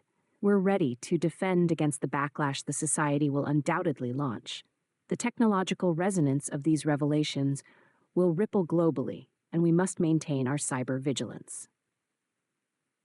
As the clock ticked closer to the scheduled release, Isabel completed her final review and hit publish. The articles cascaded swiftly across news sites, social media platforms, and television broadcasts. The disclosures meticulously documented the society's exploits, financial deceit, political manipulation, and the puppet strings they pulled across multiple sectors of society. In response, the public was jolted awake. Conversations ignited, fueled by the revelations, and demands for accountability surged from all corners. Public sentiment shifted palpably, as the truth laid bare compelled both outrage and a thirst for justice. Grassroots movements gained momentum, their voices amplified by the disclosures. Community leaders, activists, and citizens united, galvanizing around newfound transparency. Calls for reform echoed through social media, drawing in voices previously unheard as the nation grappled with the unveiled realities. Simultaneously, in corporate boardrooms and government offices, pressure mounted on those linked to the society's intricate web. Complicit entities faced scrutiny, with individuals and organizations racing to distance themselves from the growing maelstrom. Amid this unfolding drama, Isabel's steadfast commitment to truth-telling became a rallying point. Her journalism transcended mere reportage. It became a catalyst for collective action, ensuring that the truths unearthed did not dissipate under the society's attempts to obfuscate, but rather endured within the public consciousness. Within the White House, the coalition responded to inquiries balanced between proactive engagement and defensive postures. Reins issued a solemn address to the nation, articulating a path forward characterized by transparency and reconciliation. His pledge to dismantle the society's influence resonated with a populace awakened and ready to participate in shaping an accountable future. Karen coordinated with international partners, ensuring that the shockwaves of disclosure did not destabilize global cooperation, but rather reinforced alliances founded upon trust. Meanwhile, Voss and Alon maintained cybersecurity efforts, preemptively securing vital systems against any retaliatory actions from the society. As the day unfolded, it became clear that the full disclosure marked more than just a chapter's end. It signaled a dawn arising from long obscurity. The coalition's commitment to unmasking deceit bore the fruits of engagement, fed by a ravenous hunger for change. In unison, Isabel, Reins, and their allies understood that the path they walked was fraught with challenges yet abundant in opportunity. Full disclosure had unlocked potential for transformation, a nation's chance to redefine what was, anchoring itself in truths spoken unsparingly. Beneath the sunlight of a new day, the coalition took strength in its unity and purpose, steadfast in their resolve. Together, they embarked toward horizons where integrity and accountability were neither idealized nor abstract but lived experiences, crafted diligently from the hard-won transparency enshrined in Isabel's indelible narratives and guided by every truth newly unearthed. Chapter 25. Chapter 25, Judgment Day. The grand strategy unraveled dusk and dawn, leading inexorably to this moment, a culmination of efforts across various fronts, a confluence of truth and technology planned meticulously to confront the clandestine powers of the Society of the Iron Ledger. President Jonathan Reins stood by his Oval Office window, watching the city awaken under the pale glow of another shell-pink sunrise. Washington hummed with an unusual electricity, a vibrant expectation that had taken hold with the revelations published the previous day. Full disclosure was both vindicator and catalyst. But now, as Reins put on his armor of resolve, it was time to press forward, time to bring the society to account in a setting where light and transparency reigned supreme. The day had been meticulously planned, from the press conference that would set the stage for open dialogue to the digital assault to be launched simultaneously to dismantle the society's networks. Each move, every step had been coordinated with military precision. Karen, is everyone in place? Rains asked, turning to his chief of staff, who was coordinating the day's events with her characteristic efficiency. Yes, Mr. President. Our allies are ready. Voss and Alon have confirmed they're poised to commence the digital phase of the operation. Our press team's prepared for your address, Karen reported, setting down a briefing folder marked by the weight of its importance. Rains nodded, reflecting on the coalition's growth, how unity and resolve carved through uncertainties, building pathways lined with accountability. Here, those pathways had found their terminus, designed for lasting change. In the heart of Silicon Valley, Elon Musk's domain thrummed with a different kind of energy. He only needed a subtle nod from Amelia Jiang, who confirmed the readiness of their cyber apparatus before he initiated the sequence designed to sever the society's digital veins. From disrupting shadow financial systems to isolating communication nodes within the society's infrastructure, everything was primed for activation. This is our moment, Elon declared, his fingers moving across keyboards in rapid succession. We're not just disrupting them. We're reprogramming their very architecture, reclaiming the digital airways and pathways they thought impenetrable. Amelia watched as the operation unfolded over their elaborate network, symbolizing a dance of zeros and ones, a symphony composed in cyber harmonics aiming to rewrite a triumphant score. Meanwhile, in the bustling room of the Washington Chronicle, Isabel Carter finalized her latest piece, a connective narrative that framed the coalition's ongoing operations within the context of restored democratic integrity. Her work would be released to coincide with the president's address, ensuring the public perceived every nuance, every emergent truth that was part of the society's unveiling. Back in the Oval Office, Rains tightened his tie in an act of quiet fortification. He was moments away from addressing the nation, unraveling the threads woven so meticulously by deception, the truth now cloaked in congressional and public advocacy. Time to bring accountability into the daylight, Rains murmured, stepping out onto his stage, the podium awaiting him beneath the press room's glaring lights. Cameras clicked, capturing a moment that held more than mere transition. It held potent transformation, long sought after. Ladies and gentlemen, Rains began, his voice resolute as he scanned the room, poised on the brink of expectation. Today we stand at a critical junction, a day we reveal and hold accountable those who've sought to subvert the pillars of our democracy. Through collective resolve, we reclaim integrity and transparency, ensuring our nation's governance aligns with principles, not deceit.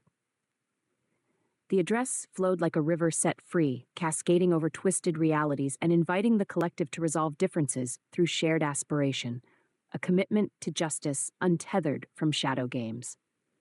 Beyond the veil of cameras, his words resonated through living rooms and across screens, carried into legislative corridors where policymakers were urged to realign foundations. Simultaneously, Alon's digital strike bore fruit. Internal systems of the society faltered under coordinated pressure, their blackened obfuscations unraveling. Voss monitored as data streams lit up with unprecedented clarity. Records became public, exposing operational threads previously entangled in anonymity, each revelation a floodlight on machinations spun to adulthood unchecked. Around the nation, grassroots movements celebrated each breakthrough, their momentum galvanized by the society's exposures. Communities previously divided found common ground in the shared pursuit of rectitude, the lines between activism and governance softened by collaborative resolve. Even as the society attempted defensive counters, the tide had turned, their resources steadily diminished under the multi-pronged assault. Each failed recalibration signified that daylight was seeping inexorably into previously shadowed recesses, casting them in stark relief. Within the halls of power, legislators received these changes with newfound intent, amendments crafted rapidly from a blueprint of accountability engendered through transparency. A refreshed ethos permeated decision-making processes, each policy potentialized by renewed public trust to inscribe justice. For Isabel, Alon, Voss, and Karen, this moment confirmed the power of unified efforts combining narrative assurance with strategic dynamism. For all involved, it was the fulfillment of their oath, a task consciously undertaken, fulfilled by an agency in which their truths were no longer mitigated by a fearful certainty of consequence. As dusk descended over that transformative day, the coalition gathered to reflect, not in triumphalism, but with gratitude for opportunities forged on paths bristling with thorns. Their victory was the reinvigoration of ideals held aloft beyond mere rhetoric, breathing life into systems reborn, reinfused with perspectives hallmarking responsibility and collaboration.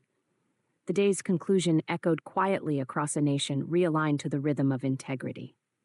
It marked a new era, propelled proactively ahead with hope and usable history, far wider than individual legacy. Such was Judgment Day, when the fabric of accountability, in seeking to uplift societal consciousness, translated shadows long scribed onto scripts barely luminous, now elevated to guide literate endeavor anew, vigilant, informed, and bound unambiguously across tomorrow's recorded keepsakes. Chapter 26. Chapter 26, A Nation Awakened. The sun rose over the United States with a new clarity, illuminating a nation now fervently engaged in dialogues long confined to clandestine chambers and whispered conspiracies. President Jonathan Rains, at the helm of this transformative tide, sat quietly in the Oval Office, reflecting on the collective resilience that had carried them to this moment. Full disclosure had sparked more than outrage. It had kindled a vigilant hope, galvanizing citizens across the country into action. The revelations from the previous day were akin to pulling a veil from the eyes of the American public. Suddenly, the intangible specters of manipulation and control had names and faces, real repercussions that touched every echelon of society.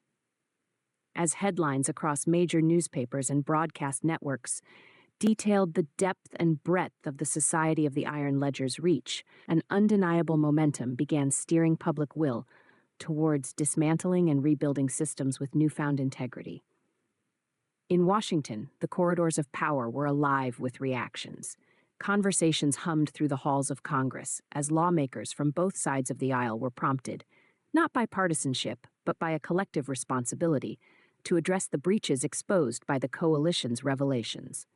It was a unique moment where the usual political divides seemed to blur, galvanized by the imperative need for accountability and reform. Karen Paxton, ever the tactician, coordinated these efforts with precision. Her focus was not only on supporting legislative initiatives, but also on fostering dialogues that could transcend political boundaries, building bridges where divisions once held sway. The concept of unity felt less an aspiration and more the rallying cry of a nation realizing its collective strength. Within the data-saturated chambers of D.O.G.E., Dr. Alexander Voss orchestrated the next phases of action.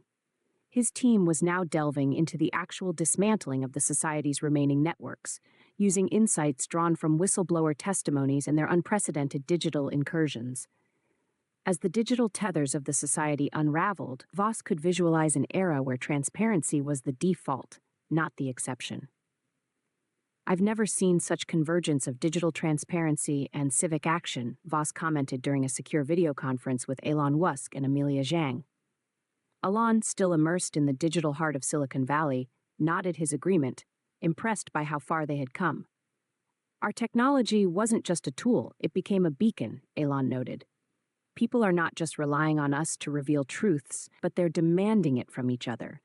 Citizens holding other citizens and leaders accountable." Amelia added, "It's empowering to see technology used as a means of liberation rather than control. Every data point we unearth has the potential to rewrite the narrative towards a more equitable society." This perspective was echoed in the newsroom of the Washington Chronicle, where Isabel Carter continued to craft narratives that captured the essence of the cultural shift underway. Her articles not only addressed the facts, but wove them into stories of hope and possibility, ensuring that the public remained as engaged in the rebuilding as they were in the revealing. Isabel's latest piece highlighted the grassroots movements blossoming nationwide, spotlighting communities coming together to discuss governance, ethics, and the responsibilities of power.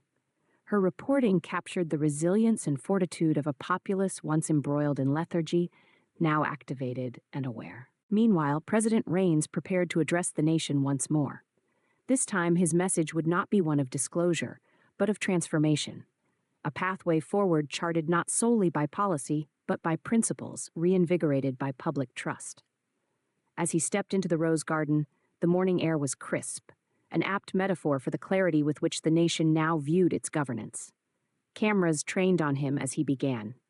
Today, we stand not merely at the aftermath of revelation, but at the threshold of renewal. Together, unified, we have lifted the veils of deception. Now we must channel our courage and our wisdom to rebuild our democracy on the pillars of transparency and integrity. His words resonated deeply, rippling through homes, schools, and workplaces, becoming a catalyst for further action. Across the country, dialogues continued to unfurl, each conversation adding to the tapestry of collective responsibility and empowerment. The nation's awakening was met with an outpouring of creativity and innovation. Citizens, fueled by the potential for real change, began contributing ideas and solutions for a more transparent and just society. It was as if a sleeping giant had been stirred, not only to witness injustice, but to demand and indeed create justice. As the day advanced, the unity fortified within legislative assemblies bore fruit. Reformed bills were introduced, aiming to close loopholes and enhance oversight. Partnerships with international allies strengthened, reflecting a shared commitment to uphold the integrity of democratic systems worldwide. The coalition's efforts underscored a powerful truth, that when faced with the abyss, a collective vision beckoned brighter futures from the depths of uncertainty. In stepping forward together, they had reaffirmed that democracy's strength lay in its people, the true orchestrators of change. As dusk crept across the nation, Isabel stood on the steps of the Chronicle, surveying a city alive with purpose. It was a scene replicated across cities, towns, and communities, a unified resolve unquenched by agitation, illuminated by collective intent. Through toil and trust, the nation had indeed awakened, forging a path paved with integrity, commitment, and hope, promise redefined by action, rhetoric replaced by reality's open embrace. The work ahead remained formidable, but buoyed by a resurrected spirit of engagement, they were prepared for the horizon's uncharted summons, eager to compose a future interconnected, accountable, transparent, for all. Chapter 27. Chapter 27, Collapse of the Society. The fall of the Society of the Iron Ledger was neither quiet nor immediate. It unfolded with the complexity and brilliance of a star collapsing into a supernova. As President Jonathan Rains and his coalition allies gathered to observe the decisive ignition of their accomplishments, the reverberations echoing through the nation and beyond signaled a reconfiguration of power itself. In Washington, the weeks following the full disclosure and renewed public momentum saw the Society's meticulously constructed web unravel at every junction. What once operated unseen became public narrative, each link dissected by investigative journalists, civic groups, and a populace newly invigorated by the visibility of its own agency. From the boardrooms of major financial institutions to the corridors of governmental power, the downfall of key society figures accelerated. Initiatives led by D.O.G.E, boosted by the wealth of data and strategic foresight, had peeled back layers of financial deception that connected some of the world's most prominent networks to the heart of the society's dark dealings. Karen Paxton, instrumental in strategizing the political and operational offensive, orchestrated swift legal actions against individuals and corporate entities enmeshed with the society. Indictments were issued, assets frozen, and ongoing investigations promised further unearthings of the corruption that had long simmered beneath the surface of respectability. The coalition's efforts, unrelenting and incisive, dealt consecutive blows to the society's infrastructure. As each lie was dispelled and each truth upheld, their networks splintered into fragmentation, sowing distrust and disintegration among erstwhile loyal operatives. In the heart of Silicon Valley, Elon Musk's continued technological onslaught proved formidable. His team's success in seizing and circulating encrypted communications previously guarded by the Society illuminated not only their operational security breaches, but also irreparable damage. Alliances crumbled, trust evaporated. Elon, speaking to his team after presenting an address at a technology summit, expressed the symbolic transition that underscored their milestone victory. In our break from darkened hallways into innovation-infused realities, we've combined transparency and technology, not merely as deterrents, but as catalysts redefining what's possible for interconnected societies. Further, Amelia Zhang and Dr. Voss extended new insights into the society's data and financial footprints. With their formidable tech legal framework established, they mapped out pathways preventing reemergence, ensuring any remnant machinations attempted by dislodged members would falter before regaining traction. Meanwhile, Isabel Carter's pen continued to drive the pulse of civic engagement, her stories illuminating both the downfall and the rebirth, the rise from covert manipulation into civic-minded dialogue. Her reports not only covered the dissolution of the society, but celebrated the dawn of empowered communities, ready to forge their own futures. As legislative acts of transparency and reform reached new lengths, Anna Kovacs navigated the financial shifts with dexterity, ensuring market stabilization as old alliances crumbled and finer economic controls emerged. Her blueprinting of revisited fiscal mindsets built channels through which free enterprise and legislative accountability coexisted peacefully. For President Raines, the collapse of the society represented more than the unveiling of shadows, it embodied the reclamation of integrity. His administration had endured waves of turmoil to reveal the deeper truths beneath, committing to the restoration of each fissure manipulated by corrupted influence. In a subdued victory meeting within the White House, voices of those committed to truth and resilience filled the room. Raines, observing these driven individuals, reflected with them on how each challenge meticulously shaped the present outcome. Today we mark the collapse of a network intent on concealing the flaws of the structures they built, Raines acknowledged, standing amidst friendships forged in resilience. Together we've espoused vigilance, frontiers expanded by accountability, and truth, fundamental yet newfound, in securing governance imbued with enduring clarity. While the coalition celebrated their achievement, the work of reconstruction beckoned. Expectations of transparency elevated not just policy but citizenry itself. Partnerships born of diligence were poised to enhance collaboration on issues now rediscovered for their merit. Critically, the promise of ongoing reform thrummed in cadence with shared vision. Across the nation, grassroots movements previously skeptical of systemic change embraced roles in their own futures, emboldened by successes achieved through shared engagement, bridges crossed by grassroots-forged frameworks. As the sun dipped low over a United States reinvigorated by the potential once latent under deceit, Raines embraced the progress made, yet conscious still of the horizon expanding ever-present, flush with challenges ready for addressing through the proactive lens crafted by their recent triumph. Thus, it was in the dissolution of darkness that the society within society emerged, committed wholly to the collective promise. Stereotypes surrendered to innovation multiplied within time. Ancestors' wisdom blended anew with voices unmuted. Lines rolled artfully from power brokers to townspeople, all tasked with ensuring the emergence aligned not with old shadows, but with nights given over to revelations born of luminous pursuit. Plans solidified, alliances melded. Here, collapse connoted not ruin but resetting, a societal shift harnessed appropriately toward unity. It was in this collective journey, devices poised to ethereal paper first marked, that the Society of the Iron Ledger found its denouement, crafting a canvas unlimited. With institutions reset, guided by commitment, America, ever transformed, claimed its own space to flourish, a bastion awakened within freedoms reframed. Chapter 28. Chapter 28, Dawn of Accountability. Within the corridors of Washington, as the remnants of the Society of the Iron Ledger crumbled into archives of past transgressions, a new era dawned. One defined by accountability born from diligent transparency. As President Jonathan Raines sat in the Oval Office, the gravity of this transformative moment tempered his relief with a careful contemplation of what lay ahead. The once clandestine operations of the society had been laid bare, offering a tableau upon which new governance could be painted.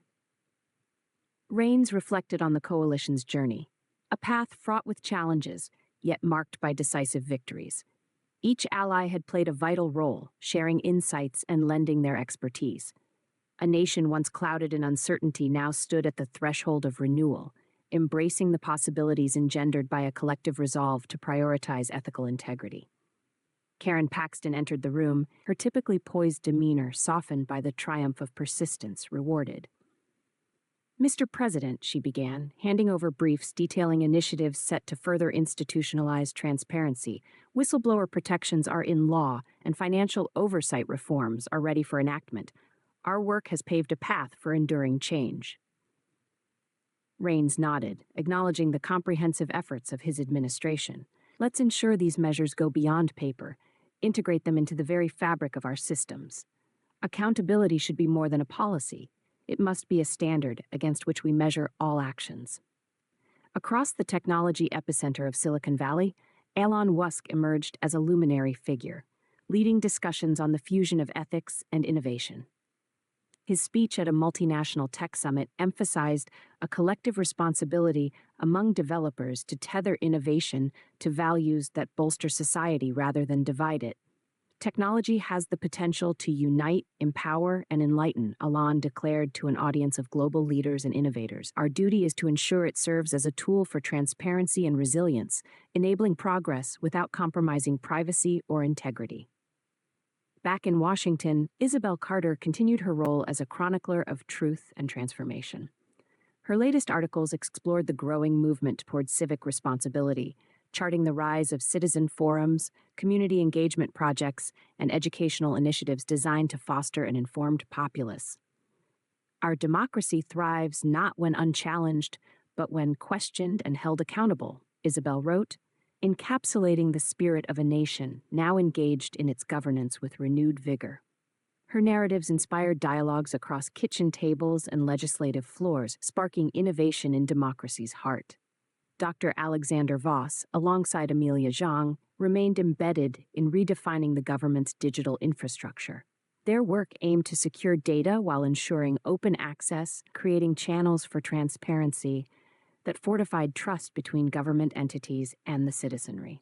Anna Kovacs focused her efforts on stabilizing international markets, guiding global partners through transitions towards more robust regulatory frameworks.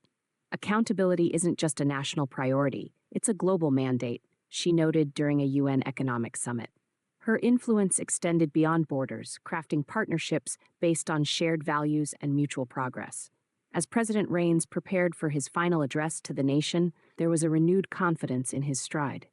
He understood the import of these victories, not as personal accolades, but as testament to collective commitment, a symbol of what can be achieved when unity transcends ideology.